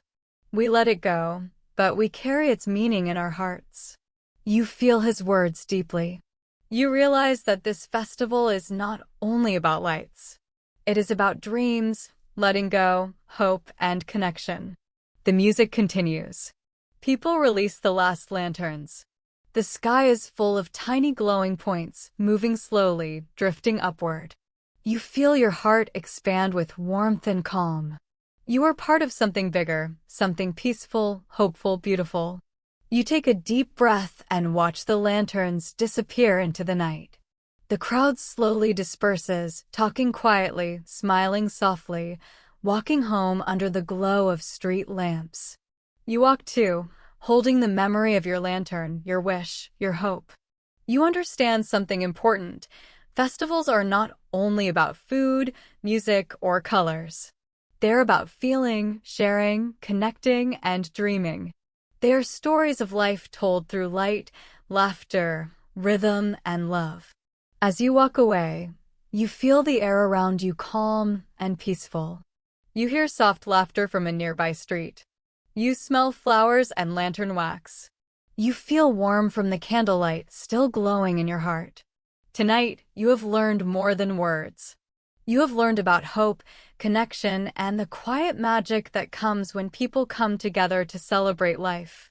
And as your English journey continues, you realize that listening, feeling, and understanding stories, whether through festivals, people, or the world, is the key to learning a new language naturally. You take a slow breath. The night is quiet now, but inside, your heart is full of light. Your mind is full of words. Your spirit is full of stories. And you know, no matter where you go, you will carry this light, this festival, and its lessons with you. You wake up early. The world outside is white. Snow covers the rooftops, the trees, and the streets. The air is cold and crisp, and your breath forms small clouds in front of your face. Every sound seems softer, quieter, muffled by the snow. The world feels calm and still. People are already outside. Children pull sleds, laughing as they slide across small hills. Their cheeks are red from the cold. Adults walk slowly, carrying baskets of food, blankets, and hot drinks. Everyone is bundled in warm clothes, scarves, gloves, hats, and thick coats. You follow a narrow path through the snow. The ground crunches softly under your feet. You see a village square ahead. Smoke rises from chimneys, and warm golden light glows from the windows. Music drifts through the cold air, soft flutes, gentle drums, and joyful singing. This is the Winter Snow Festival, a celebration found in many cold countries around the world. It is a festival about togetherness, warmth, storytelling, and hope. Even in the coldest winter, people find ways to connect, celebrate, and share joy. You step into the square. People are busy building snow sculptures, snowmen, animals, castles. Children laugh, throwing small snowballs playfully at friends and family. Some adults help the children, laughing and guiding them. The energy is joyful, light, and playful. A woman with a red scarf approaches you. "Welcome," she says with a smile. This festival is about sharing warmth through food, fire, music, and friendship. Even in winter, we can feel together. She hands you a small cup of hot chocolate. You take a sip. The warmth spreads through your body. Sweet, creamy, and comforting. You smile. The cold is still outside, but inside, you feel cozy and connected. Nearby, a group of people gathers around a large bonfire. They sing traditional songs, their voices soft but strong. Others roast small treats over the fire, nuts, marshmallows, and bread. The fire crackles, sending sparks into the cold night. A child tugs at your sleeve. Come build a snowman with us." You kneel in the snow. The snow is soft and cold. You roll a small ball, then another, then a larger one for the base. Children laugh and help. Together, you build a snowman. You give it a scarf and a small carrot for a nose. Everyone steps back and admires it. You feel proud. You feel part of something. The music continues. People form a circle. They dance slowly, carefully on the snow. Hands held, feet moving gently. The dance is simple, but the feeling is warm, connected, joyful. You join them.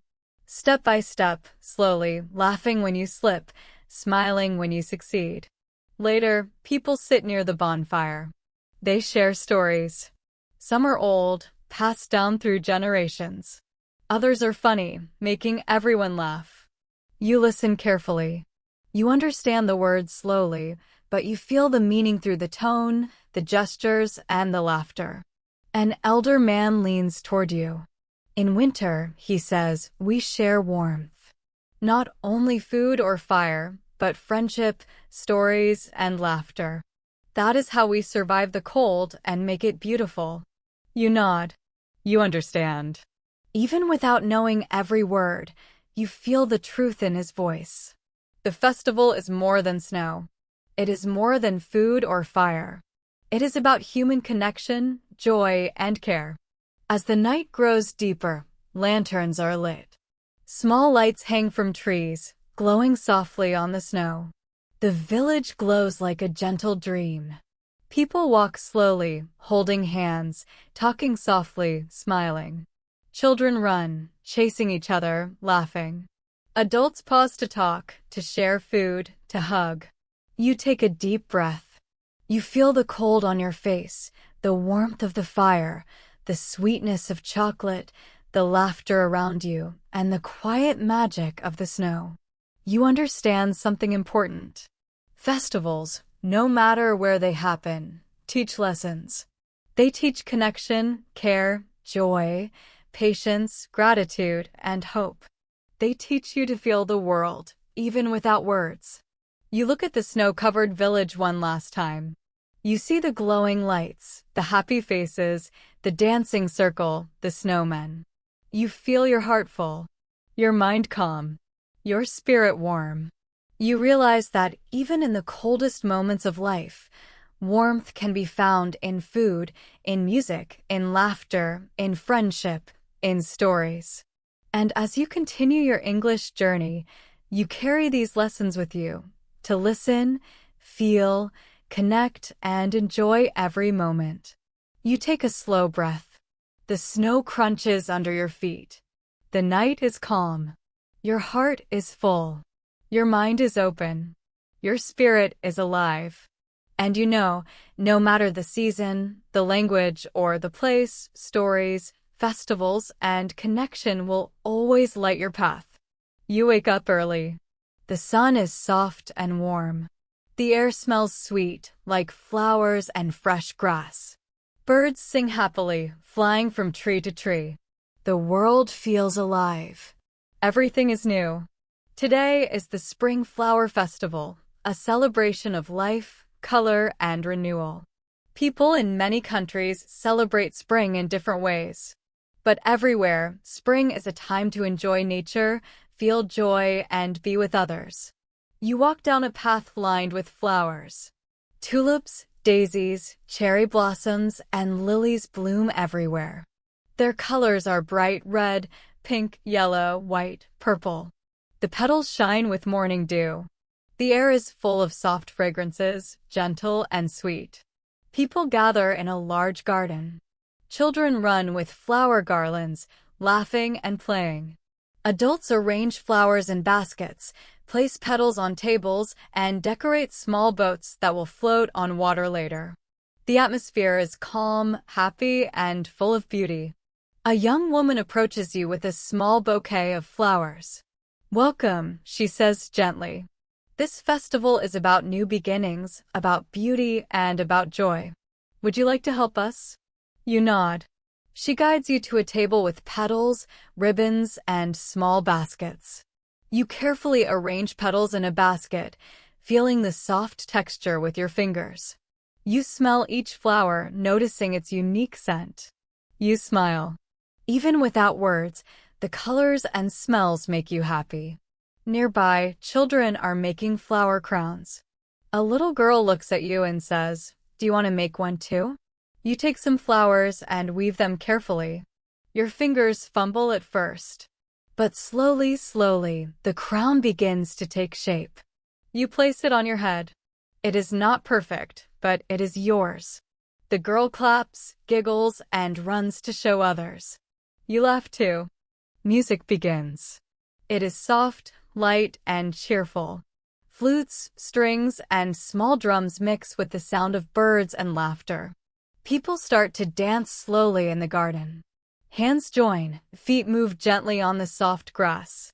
You join them. Step by step, slowly, feeling the rhythm, feeling the joy. Later, a small pond is prepared. People float tiny boats decorated with petals and candles on the water. You place your small flower boat carefully on the surface. It drifts slowly, carrying your small hope, your small joy, your quiet wish. The light from the candle flickers, reflecting in the water. It is beautiful, peaceful, and magical. An elder woman speaks softly. Spring reminds us that life is always renewing. Even after long winters, new flowers bloom. New hopes rise. Every day is a chance to begin again. You listen carefully. Her words are simple, but they feel deep. You look at the flowers around you, the boats on the pond, the smiling faces. You feel calm, happy, and connected. People share food, fresh fruits, sweet cakes, flower tea. You taste each one slowly, noticing flavors and textures. You talk to people with simple words, gestures, and smiles. Good, sweet, beautiful, you say. They nod and laugh softly. As the day continues, children run and play. Adults talk and laugh. Music fills the air. The sky is clear, soft blue. Birds fly overhead. Flowers sway gently in the breeze. Everything feels alive, fresh, and full of joy. You take a deep breath. You feel the sun on your face, the fragrance of flowers, the warmth of smiles, the calm of nature. You understand that festivals are not just about colors or food or music. They're about feeling alive, celebrating life, and sharing happiness. You look at your flower crown, your basket, and your small boat on the pond. You realize that even in a new place, even with a new language, you can connect, feel, and enjoy. The world communicates through more than words, through colors, sounds, scents, and emotions. As the sun begins to set, people gather for a final circle. They hold hands, close their eyes, and give thanks. You join them quietly. You feel gratitude for the flowers, the people, the music, the food, and the joy. You smile softly. You understand something important. Life is full of cycles: winter, spring, summer, fall. Festivals mark these cycles. They remind us to celebrate, feel, share, and learn. You take a slow, deep breath. The garden glows in the soft sunset. You feel happy, calm, and alive. Your heart is full. Your mind is open. Your spirit is light. And you know, no matter where you go, no matter what language you speak, the beauty of life, the joy of spring, and the happiness of connection will always guide you. The sun is high in the sky.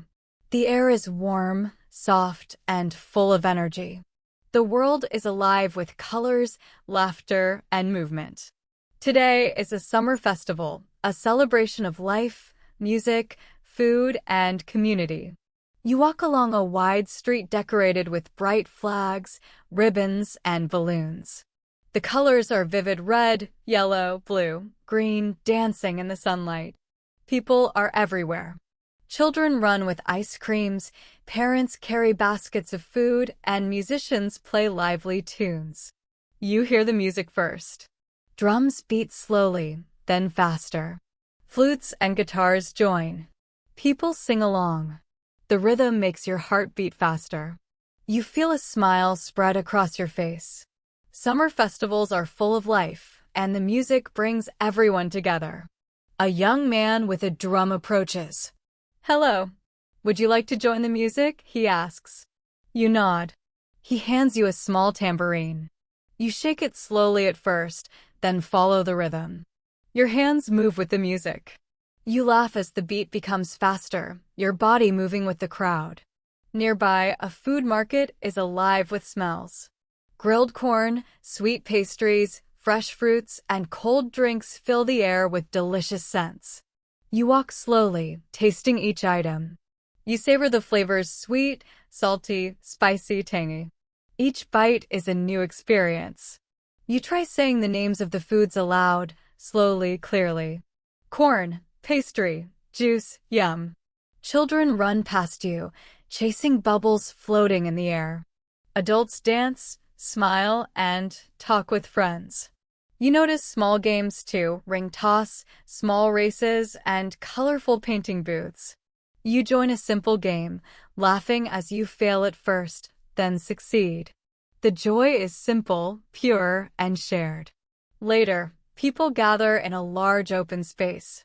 A stage is set up and musicians begin to play a lively song. Everyone dances. Hands clap, feet stomp, voices sing. You join slowly, trying to follow the steps. Step by step, clap by clap, laugh by laugh, you begin to move naturally with the rhythm. An elder woman approaches you. Summer is a time of energy, she says softly. It is a time to celebrate life, to be together, to eat, dance, and enjoy. Festivals remind us of joy and friendship. You listen carefully. You understand her words not only with your mind, but with your body. The rhythm, the laughter, the warmth of the sun, and the happiness of people all speak to you. Even without perfect English, you feel the meaning deeply. As the sun begins to set, lanterns are strung along the street. Soft, warm light glows. People gather in small groups. Musicians play softer, slower songs. Families sit together, sharing food and stories. Children are tired but happy, their faces glowing from the day's fun. You walk slowly along the street, tasting small snacks, listening to music, watching people laugh and dance. You feel the warmth of summer, the energy of the festival, and the connection among people. You notice small gestures, a hand helping a child, a smile shared between friends, a hug between family members. A child approaches you with a small flower. For you, he says softly. You take it, smiling. The gesture is simple, but it carries meaning, friendship, kindness, and connection. You pause for a moment and close your eyes. You hear the music, the laughter, the wind in the trees, and the distant sounds of fireworks being prepared. You feel alive, connected, and joyful. You understand something important. Festivals are not only about food, music, or games. They're about feeling alive, sharing joy, and being with others. Fireworks begin to light the sky. Colors explode: red, green, gold, purple. Children point and clap. Adults smile and laugh. You watch in awe as the night sky fills with color. Each burst of light feels like a small story, a moment of happiness, a memory of the day, a celebration of life. You take a deep breath, feeling the energy of summer, the warmth of people, the joy of music, and the sweetness of life. You realize that festivals are lessons in connection, joy, presence, and celebration. The night grows calm. People slowly leave, still talking and laughing softly. You walk home slowly, carrying the sights, sounds, and feelings of the festival in your heart. Your body is tired, but your spirit is full. Your mind is alive with words, music, and colors. And you know, wherever you go, you can carry the spirit of festivals, of joy, music, food, and friendship in your heart and your language learning journey. The air smells different today. It is cool and fresh, with hints of earth and fallen leaves.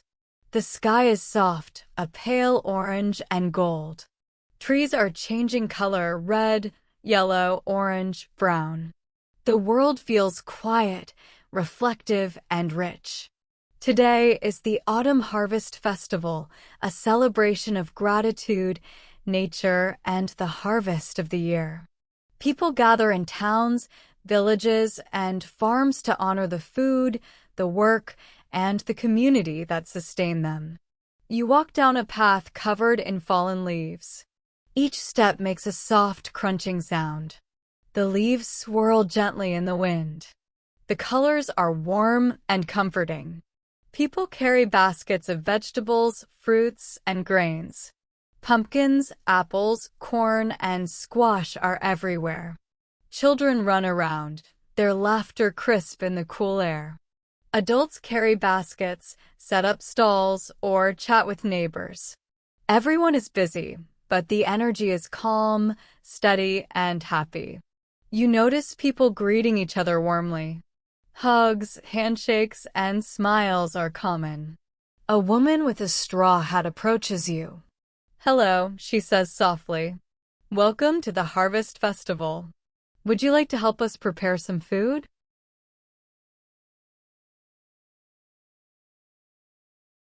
You nod. She guides you to a table with baskets of vegetables.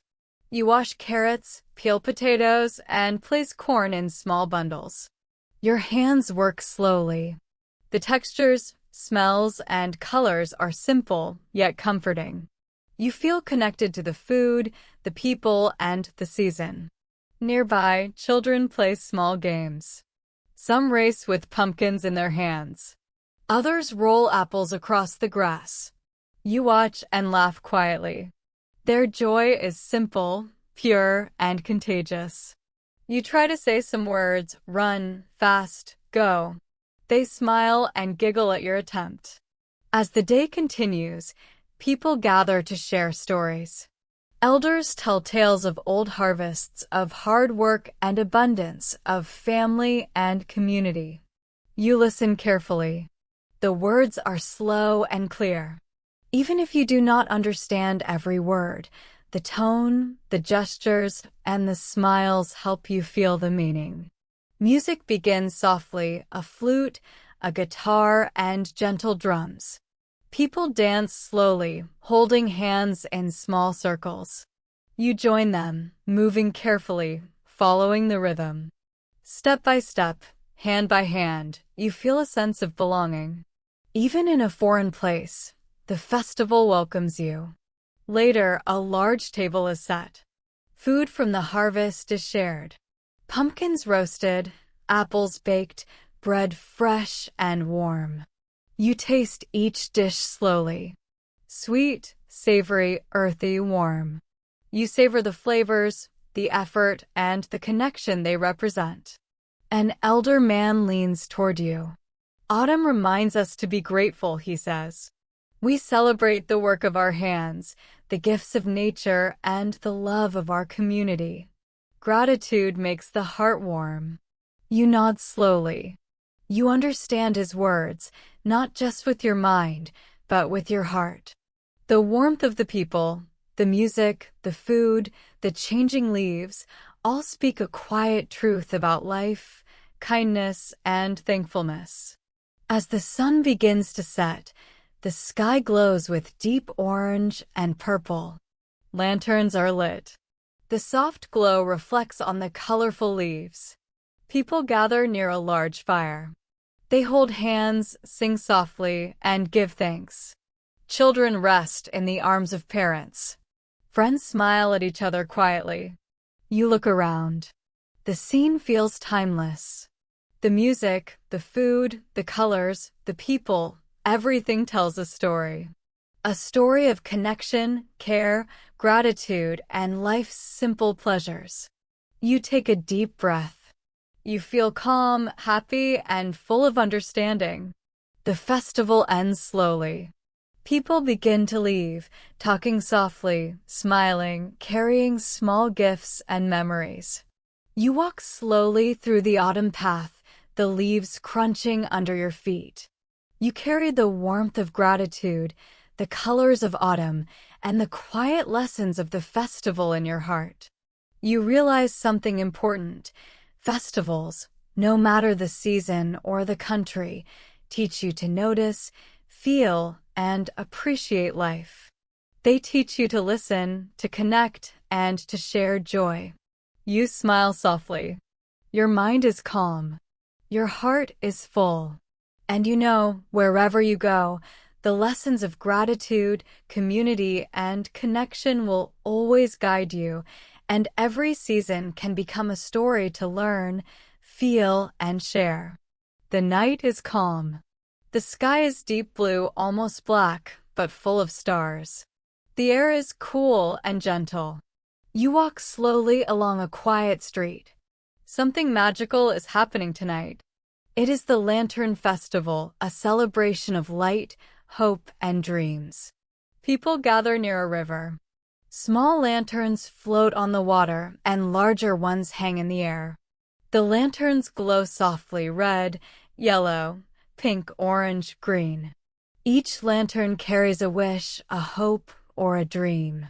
The lights reflect in the water, dancing gently like stars in the sky. Children run with small lanterns in their hands.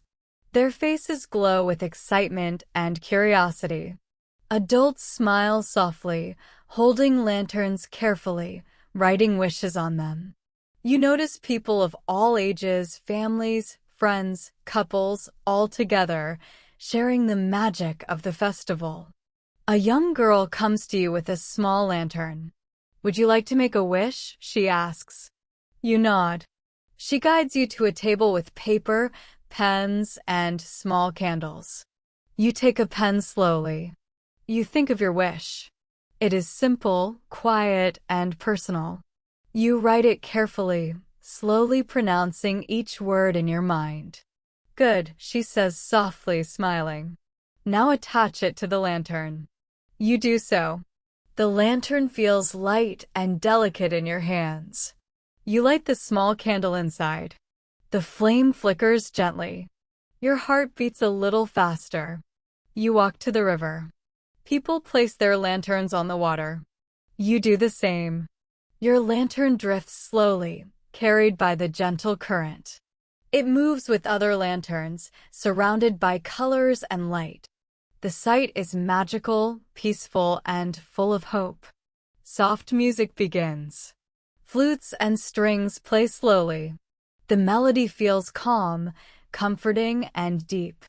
People stand quietly, watching the lanterns float. You listen carefully, letting the music fill your mind and heart. You feel connected to the people, to the river, to the night sky, and to your own quiet hopes. An elder woman speaks softly to the group. The Lantern Festival reminds us to send our dreams into the world. Even small wishes can grow. Light can guide us through darkness. Hope is always alive. You watch your lantern drift farther. It glows brightly among many others. You notice small ripples in the water, soft reflections of light, and the gentle movement of the crowd. Everything feels peaceful, beautiful, and alive. Later, people release larger lanterns into the sky. Each one rises slowly, floating upward, glowing against the dark sky. You join them. The lantern you hold feels light in your hands, almost as if it wants to fly. You release it gently. You watch as it rises, small at first, then higher and higher until it disappears among the stars. You close your eyes for a moment. You feel calm, hopeful, and connected. You understand that light is not only for seeing, it is for guiding, for remembering, and for dreaming. The festival teaches patience, care, and quiet joy. Children laugh and point at the sky. Adults smile softly, talking quietly. You walk slowly along the riverbank. The water reflects the lanterns, the sky, and the lights in a calm, beautiful way. You feel your heart light, your mind calm, and your spirit peaceful. You think about your wish. You know you cannot control everything. But the act of sending hope into the world, of connecting with others, and of noticing beauty makes you feel alive. The Lantern Festival is simple, yet powerful. It is about dreams, light, and the quiet magic of life. The night grows late. People slowly leave, still smiling, still carrying small lanterns. You walk home slowly, feeling the calm energy of the festival. You feel gratitude for the lights, the people, the river, and the quiet magic of hope. And you know, wherever you go, hope, light, and dreams will always find a way to guide you. Festivals, in any culture, remind us that life is not only about work or words. It is about connection, feelings, and the small, simple magic of living. The world is quiet and soft today.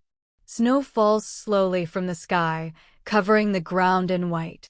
Trees, rooftops, and streets are gentle, sparkling with frost. The air is cold but clean.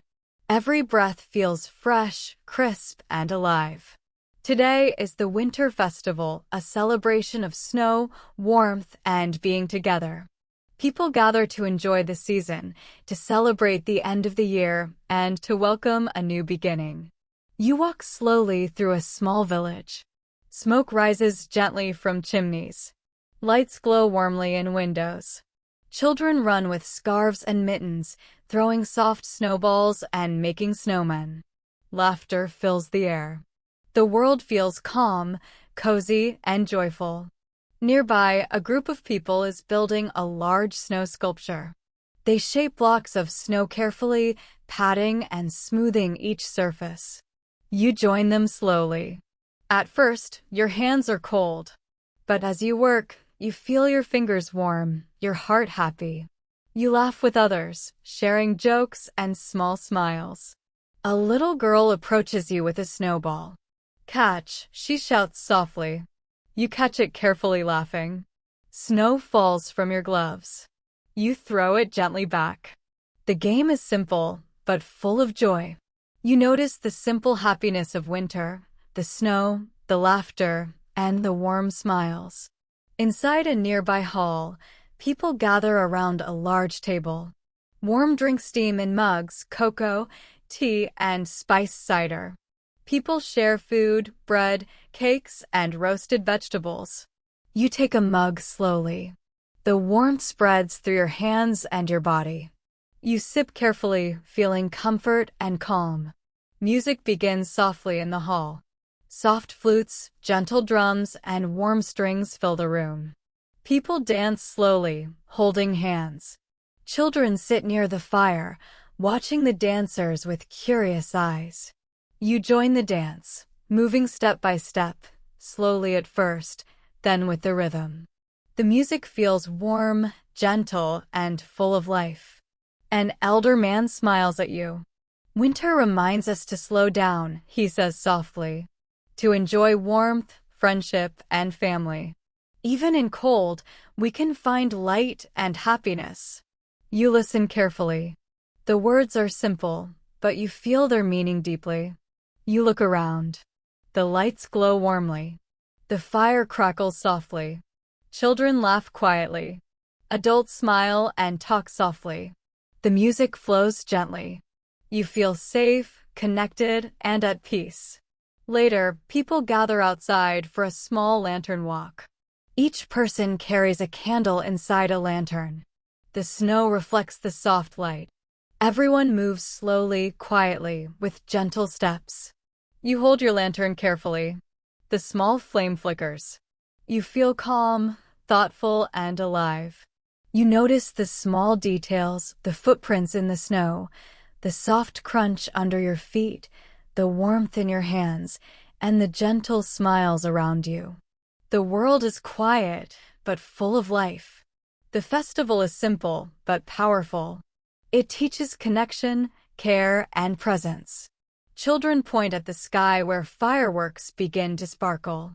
Bright colors explode against the night sky, red, green, gold, blue. The snow glows under the lights. People laugh softly, clap, and hug each other. You watch quietly, feeling warmth in your heart. As the night ends, people slowly return home. You walk through the quiet streets, soft snow falling gently on your coat and hair. You feel the warmth of the festival in your heart, the music, the lights, the laughter, and the quiet moments of connection. You understand something important. Winter, cold, and darkness are not only challenges. They are also times for warmth, care, togetherness, and reflection. Festivals remind us to slow down, share joy, and notice the beauty around us. You take a deep breath, feeling the cold air and the warmth inside. You smile softly. Your mind is calm. Your heart is full. Your spirit is light. You sit quietly in your room, thinking about all the festivals you have seen. Spring with flowers and laughter, summer with music and food, autumn with colors and gratitude, winter with snow and warmth, and the Lantern Festival with light and wishes. Each one is different, yet each one feels familiar. You realize something important. Festivals are not only about food, music, or games. They're about people. They're about connection, emotion, and shared experience. No matter the country, the season, or the language, people celebrate joy, gratitude, hope, and togetherness. You remember the Spring Festival. You saw children running, flowers blooming, and people smiling at each other. You learned that simple happiness, dancing, singing, laughing, is universal. Everyone feels it. You remember the Summer Festival. Music, food, games, laughter, and dancing. You learned that energy, joy, and community are shared by all. Even without perfect English, you understood the rhythm of life. You remember the Autumn Harvest Festival. The cool air, the colorful leaves, and the shared meals. You learned about gratitude, patience, and the beauty of nature. Festivals remind us to stop, notice, and give thanks. You remember the Lantern Festival. Floating lights on water, lanterns rising into the sky, quiet wishes whispered into the night. You learned that hope, dreams, and caring are universal. Everyone wants to wish, hope, and feel safe. You remember the Winter Festival. Snow, warmth, music, fire, and lantern walks. You learned that even in cold, people find warmth, connection, and joy. Festivals teach us presence, reflection, and care for others. As you think, you realize festivals are also lessons in language and communication. You notice how people share stories, sing songs, laugh, and gesture. Words are important, but feelings, gestures, and expressions speak even more. You practice simple English, greetings, words for food, colors, music, and emotions, but you also practiced listening, observing, and feeling. Festivals also teach rhythm, timing, and flow. Music, dancing, and laughter have a natural pace. You learn to follow the beat, match your steps, and move with the crowd.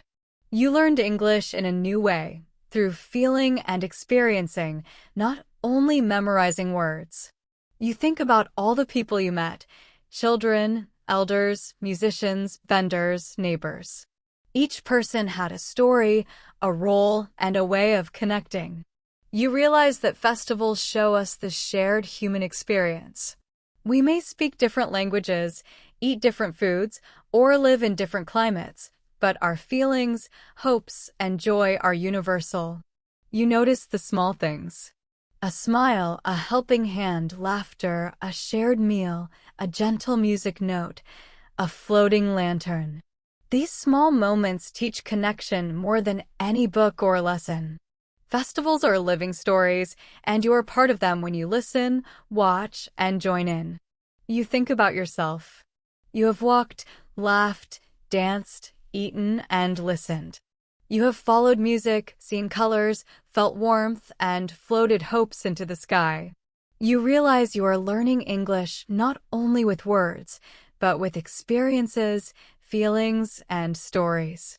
Your mind remembers, your heart feels, and your voice grows. You smile softly. Festivals are windows into the world, showing you culture, emotion, and connection. They teach language, but also patience, observation, and empathy. They teach you to notice life, feel deeply, and communicate with both words and heart. As you sit quietly, you remember all the festivals together. Each season, each culture, each story connects people across the world. You feel part of something larger, the human story of celebration, connection, and shared joy. You take a deep breath. You realize learning English is similar to festivals. It is not only about words or grammar. It is about listening, feeling, practicing, observing, and connecting.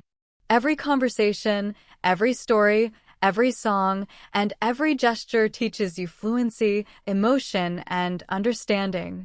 You smile again. You feel ready to continue. Festivals will always guide you, teaching culture, joy, hope, and human connection. And your English will grow naturally, like a river flowing through stories, feelings, and experiences. You wake up slowly in the morning. The sun is soft, and the world feels calm. You think about all the festivals you have seen: spring, summer, autumn, winter, and the Lantern Festival. Each one taught you something new, not only about culture, but also about life and language. You remember the colors, the music, the smells, and the laughter. You notice how each festival shared something simple and meaningful: joy, hope, gratitude, and connection. You realize that these lessons are not just for special days. They are for every day. You think about greetings. In festivals, people smiled and said, "Hello, welcome," or "Thank you." You realize these simple words are powerful. They open doors, create warmth, and make people feel connected. You decide to practice saying greetings slowly and clearly every day, noticing the tone, feeling, and expression. You remember food at the festivals. Tasting new flavors, sharing meals, and describing them in English helped you practice vocabulary naturally. You think about using the same idea at home, noticing the taste, color, and texture of food, then saying the words slowly: sweet, spicy, soft, warm.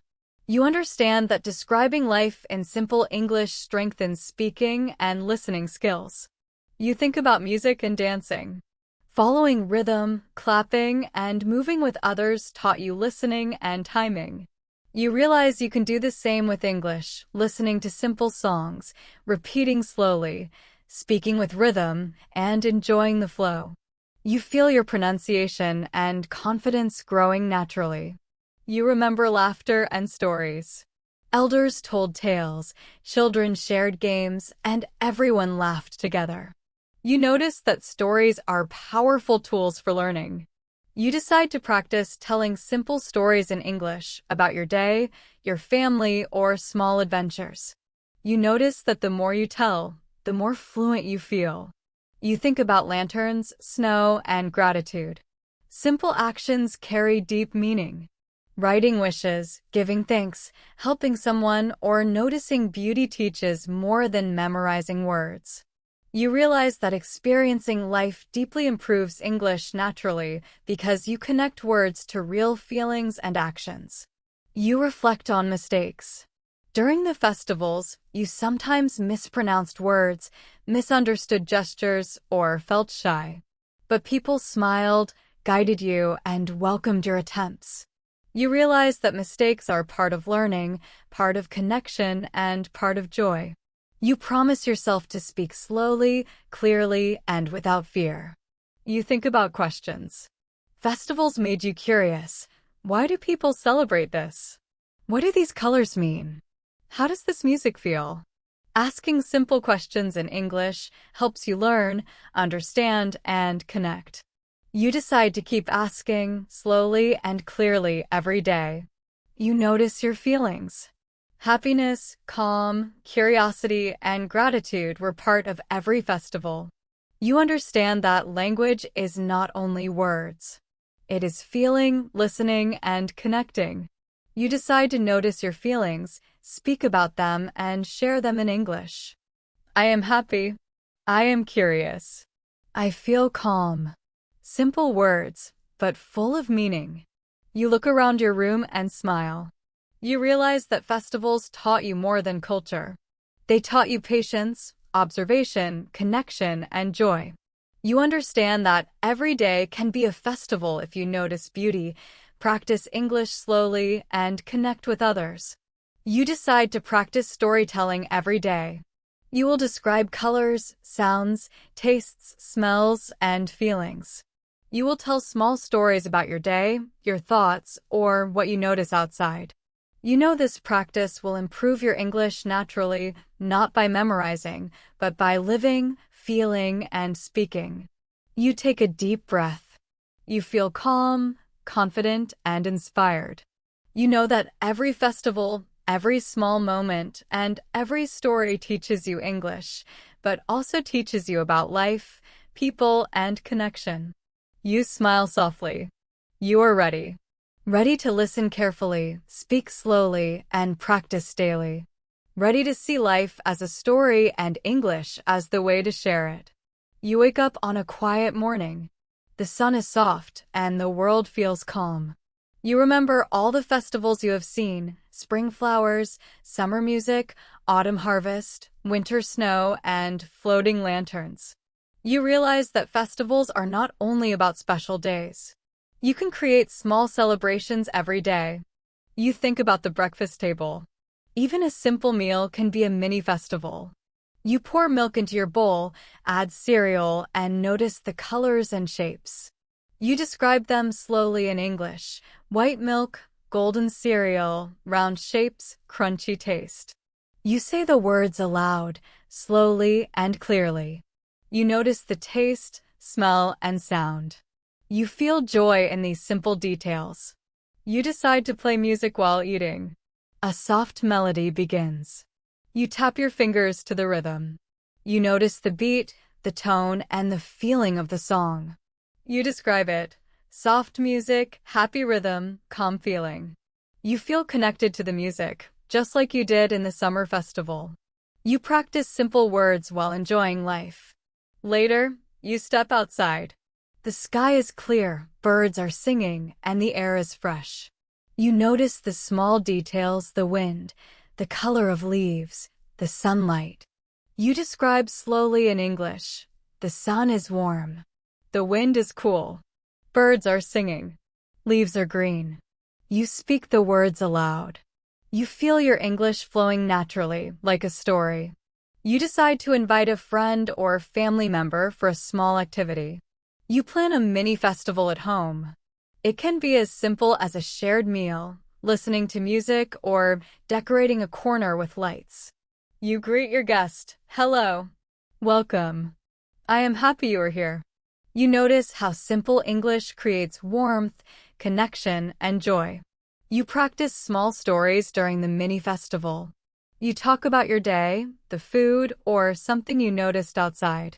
You listen carefully to your friend's words. You ask questions. What do you see? What do you like? How do you feel? Slowly, clearly, gently. You notice how stories create connection, practice, and meaning. You try simple games. You can make a memory game with objects or tell riddles. You describe actions in English. I pick a card. I show it. You guess. Good job. Each word is simple, but each moment is full of joy, practice, and connection. You feel your English improve naturally. You light a small candle or lamp, just like the Lantern Festival. You notice the soft light. You describe it aloud. The light is soft. It feels warm. It moves slowly.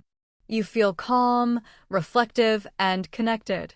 Even small gestures can create the same magical feeling as large festivals. You take photos or write a small note about the mini festival. You describe what happened. We ate cookies. We laughed. Music played softly. We felt happy. Writing or speaking about experiences strengthens memory, vocabulary, and fluency. At the end of the day, you reflect. You think about how festivals taught you joy, hope, and connection. You notice that everyday life can be a festival if you observe, speak, and feel deeply. Small acts, greeting, listening, laughing, describing, are your personal celebrations. You smile softly. You feel inspired. You realize that learning English is not only about classes or books. It is about creating living experiences, small celebrations, and personal stories every day. You speak, listen, feel, and connect. Your English grows naturally, like flowers in spring, lanterns on water, or snow under your feet. You take a deep breath and feel ready. Ready to speak slowly, listen carefully, describe life, and create joy. You know that your mini festivals will help you practice English with emotion, clarity, and flow. You understand clearly now, learning language is about living, noticing, sharing, and enjoying stories every day. You wake up slowly to the soft morning light. The world feels quiet and calm. You remember all the festivals and mini-festivals you have experienced. You think, every day can be special. Every moment can be a story. Every action can be practice. You start with simple morning routines. You brush your teeth, wash your face, and notice every small detail. You speak softly in English. I brush my teeth. My toothbrush is blue. I brush slowly. I feel clean. You notice how simple words describe real actions. You feel calm and confident as you speak slowly. You pour water into a cup. You feel the cool liquid. You say aloud, the water is cold. I drink slowly. It feels fresh. Each small sentence becomes a story, a practice, and a way to connect words with feelings. You begin to notice the power of describing everyday life. You move to breakfast. Even a simple meal can become a storytelling ritual. You describe everything. I eat bread. It is soft. I drink milk. It is white and sweet. I feel happy. You say each word clearly. You notice the rhythm of your voice. You feel your English flowing naturally, without stress. You open a window. You notice the world outside. Birds sing softly. The wind moves leaves. You speak in English. The sun is bright. The wind is cool. Birds are singing. The trees move slowly. You feel connected to nature and your words. Each description is a small story. You decide to keep a daily notebook. You write or speak about small experiences. I walked in the park. I saw flowers. I felt the sun on my face. I felt happy. Writing and speaking together strengthens memory and fluency. You practice slowly and clearly. You practice listening. You listen to birds, music, or soft sounds at home. You describe what you hear. The music is soft. The birds are singing. The wind moves leaves. Listening carefully improves understanding, pronunciation, and rhythm. You include small social interactions in your rituals. You greet your family or neighbors in English. Hello. How are you? I am fine. Thank you. You notice smiles, gestures, and small conversations. You understand that speaking slowly and clearly creates connection. You create short daily stories. You can describe a walk, a meal, or a feeling. I walked slowly. I saw children playing. I felt calm. I smiled. These sentences may be simple, but they train your brain to speak naturally and express feelings in English. You add small moments of creativity. Draw, take photos, or make a short video. Describe it in English. I drew a flower. It is red. The leaves are green. I feel happy. Simple sentences, small stories, big practice. You reflect before sleep. You review the day in your mind. You say slowly, today I brushed my teeth. I ate breakfast. I saw the sun. I listened to birds. I spoke English. I felt happy. You notice progress and growth. Reflection turns your daily life into a living English lesson. You smile softly. You feel calm, confident, and inspired. You understand clearly now, learning English is not only about classrooms or textbooks. It is about listening, speaking, observing, describing, and reflecting every day. Every small moment is a chance to tell a story, practice vocabulary, and connect with the world. You take a deep breath. You feel ready for tomorrow, ready for every small ritual, and ready to speak English naturally with clarity, emotion, and flow. You know that daily stories and rituals are your path to fluency, just like festivals and mini-festivals taught you. And as you close your eyes, you imagine a gentle festival of words happening every day, soft, simple, and full of life.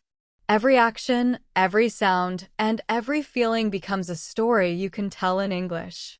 You sit quietly in the afternoon, watching the world outside your window. The sun is soft, and the wind moves gently through the trees. You remember all the festivals, mini-festivals, and daily rituals you have experienced. You feel a small question arise in your mind. What else can I see? What else can I learn? You realize that curiosity is like a lantern. It lights your path. It shows you new words, new feelings, and new stories. You decide to use simple questions every day to explore your world and practice English. You start small. You look at a flower on the windowsill. You ask slowly in English, "What color is this flower? How many petals does it have? Does it smell sweet?" You speak each question clearly, then answer slowly. "The flower is pink. It has 5 petals. It smells soft and sweet." You notice how questions make words come alive. You move outside. You see children playing. You ask in your mind and softly aloud, "What game are they playing? Who is winning? Why are they laughing?" You watch carefully and describe. "They are playing tag. The boy is running fast. The girl laughs loudly. Everyone is happy." You notice how curiosity helps you speak naturally. You explore objects in your home. You pick up a cup. You ask, "What color is this cup? What is it made of? How does it feel?" You answer slowly, "The cup is blue. It is made of ceramic. It feels smooth and cool." You feel confident, practicing simple words and sentences with curiosity. You look at your bookshelf or notebook. You ask questions. "What story is in this book? What words can I learn? What can I say about this page?" You answer slowly, "This book is about animals. I can learn cat, dog, bird." The page shows a bird in a tree. Each question becomes a mini practice session, helping you notice, speak, and understand English naturally. You listen carefully to sounds around you. You ask, "What sound is that? Is it near or far? Is it soft or loud?" You answer, "The sound is soft. It is far. It is birds singing." You notice how questions train your ears, attention, and English understanding. You talk to friends or family using questions. "How are you today? What did you eat? What made you happy?" You listen carefully, then respond slowly and clearly. You notice that simple questions create connection, understanding, and English practice naturally. You explore feelings. You ask yourself, "How do I feel? Why do I feel this way? What can I do to feel calm?" You answer slowly, "I feel happy. I feel calm because I listen to music. I can take a deep breath." Simple questions help you speak about emotions in English, a powerful tool for storytelling. You practice daily reflections with questions. At night, you ask, "What did I see today? What did I learn? What words did I speak?" You answer slowly, "I saw children playing. I learned new words about colors. I spoke English clearly." You notice growth and progress, like a festival of words happening inside your mind. You smile softly. You feel that curiosity is not only a way to explore your world, but also a way to practice English naturally, slowly, and joyfully. Every question is a lantern. Every answer is a small story. Together, they guide you on your path to fluency. You take a deep breath and imagine your day as a series of questions and answers. Each moment, each observation, and each feeling becomes a story you can tell in English. You realize clearly now, curiosity turns life into a living classroom, and simple questions turn everyday moments into English practice. And as you close your eyes, you feel ready to ask, observe, describe, and speak. Every question is a small festival of words, and every answer is a step towards speaking English naturally, with confidence, clarity, and flow. You wake up in the morning, feeling the soft sunlight on your face. You take a deep breath and notice the world around you. Today, you decide to use all your senses to practice English. You remember that senses help words come alive. They make simple sentences feel real. You start with sight. You look around the room carefully. You notice colors, shapes, and movements. You speak slowly. The wall is white. The table is brown. The book is blue. The lamp is yellow. You notice small details, the shadow on the floor, the sunlight through the window. You describe each detail slowly, feeling your English become natural and clear. You move to sound. You listen carefully. Birds are singing outside. A clock ticks softly. You hear the wind moving leaves. You speak. Birds sing softly. The clock ticks slowly. The wind moves the leaves. It is calm. You realize that describing sounds in English helps your listening and speaking at the same time. You try touch. You pick up a cup of warm tea or water. You feel the temperature, texture, and weight. You say slowly, "The cup is warm.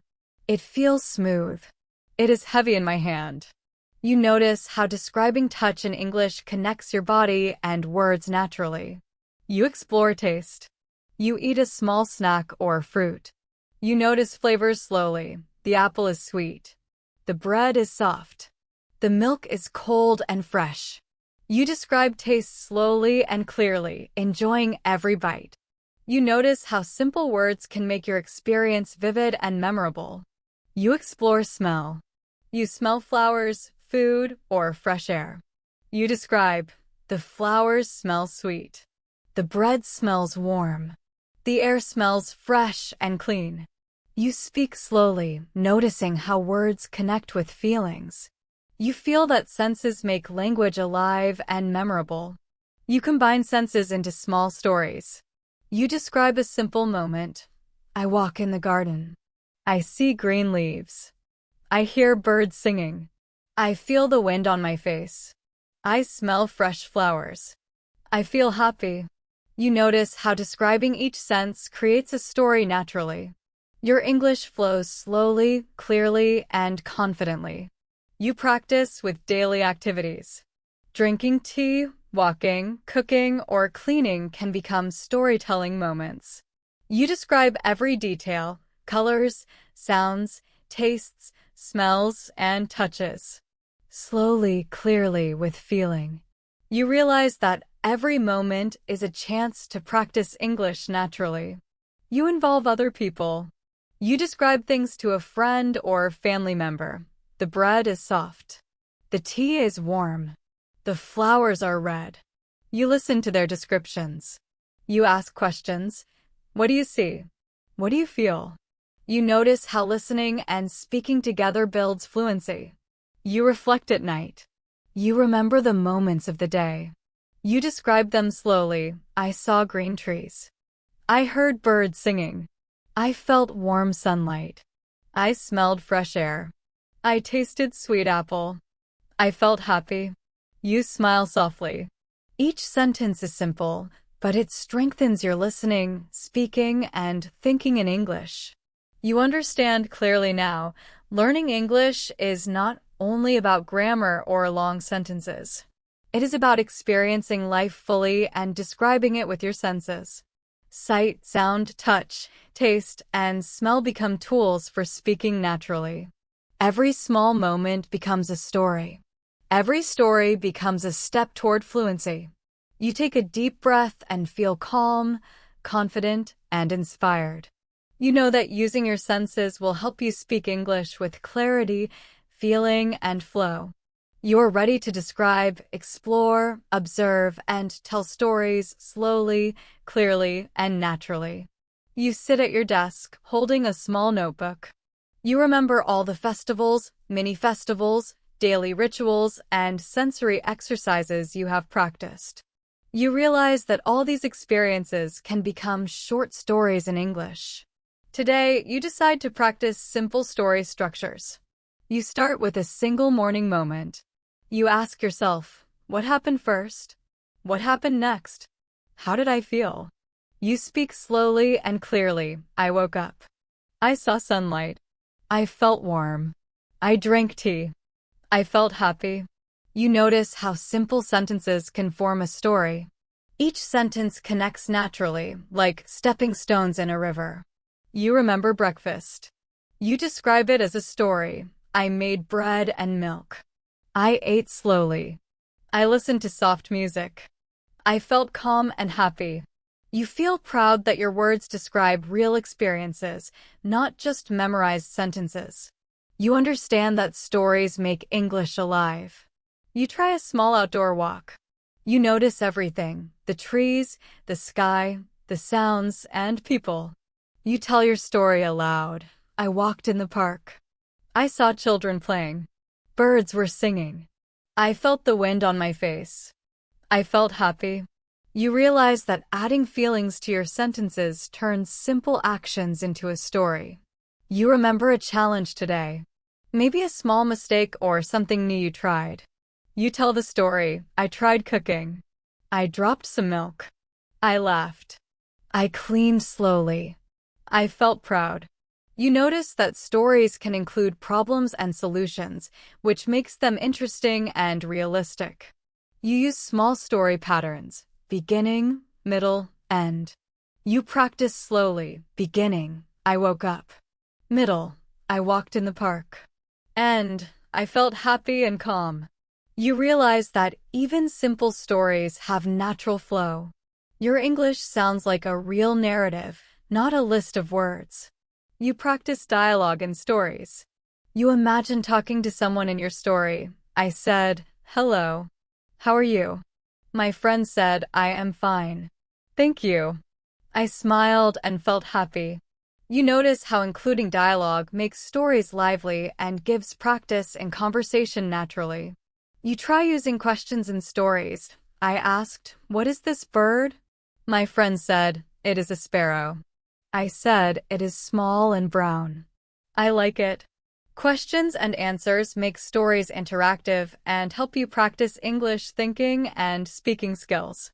You add sensory details to stories: sight, sound, taste, touch, and smell. I saw red flowers. I smelled sweet tea. I felt soft bread. I heard birds singing. You notice how senses make your story vivid and easy to understand, even with simple words. You practice past, present, and future in stories. Yesterday, I walked in the park. Today, I drink tea. Tomorrow, I will read a book.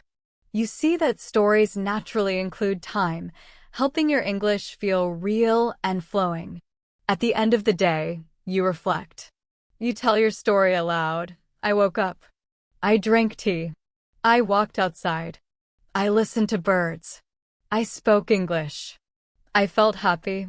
You notice how small, simple stories practice grammar, vocabulary, speaking, listening, and thinking all at once. You smile softly. You feel calm, confident, and inspired. You realize clearly now, everyday experiences are full of stories, and organizing them naturally into beginning, middle, end helps you speak English with flow, feeling, and clarity. You take a deep breath. You feel ready to observe, describe, and turn every small moment into a story. You know that storytelling is your path to English fluency: simple, practical, and full of life. And as you close your eyes, you imagine your day as a small story. You see yourself speaking naturally, describing every action, feeling, and moment in clear, simple English. You feel that every story you tell is a small festival of words, practice, and joy. You sit quietly, thinking about your day.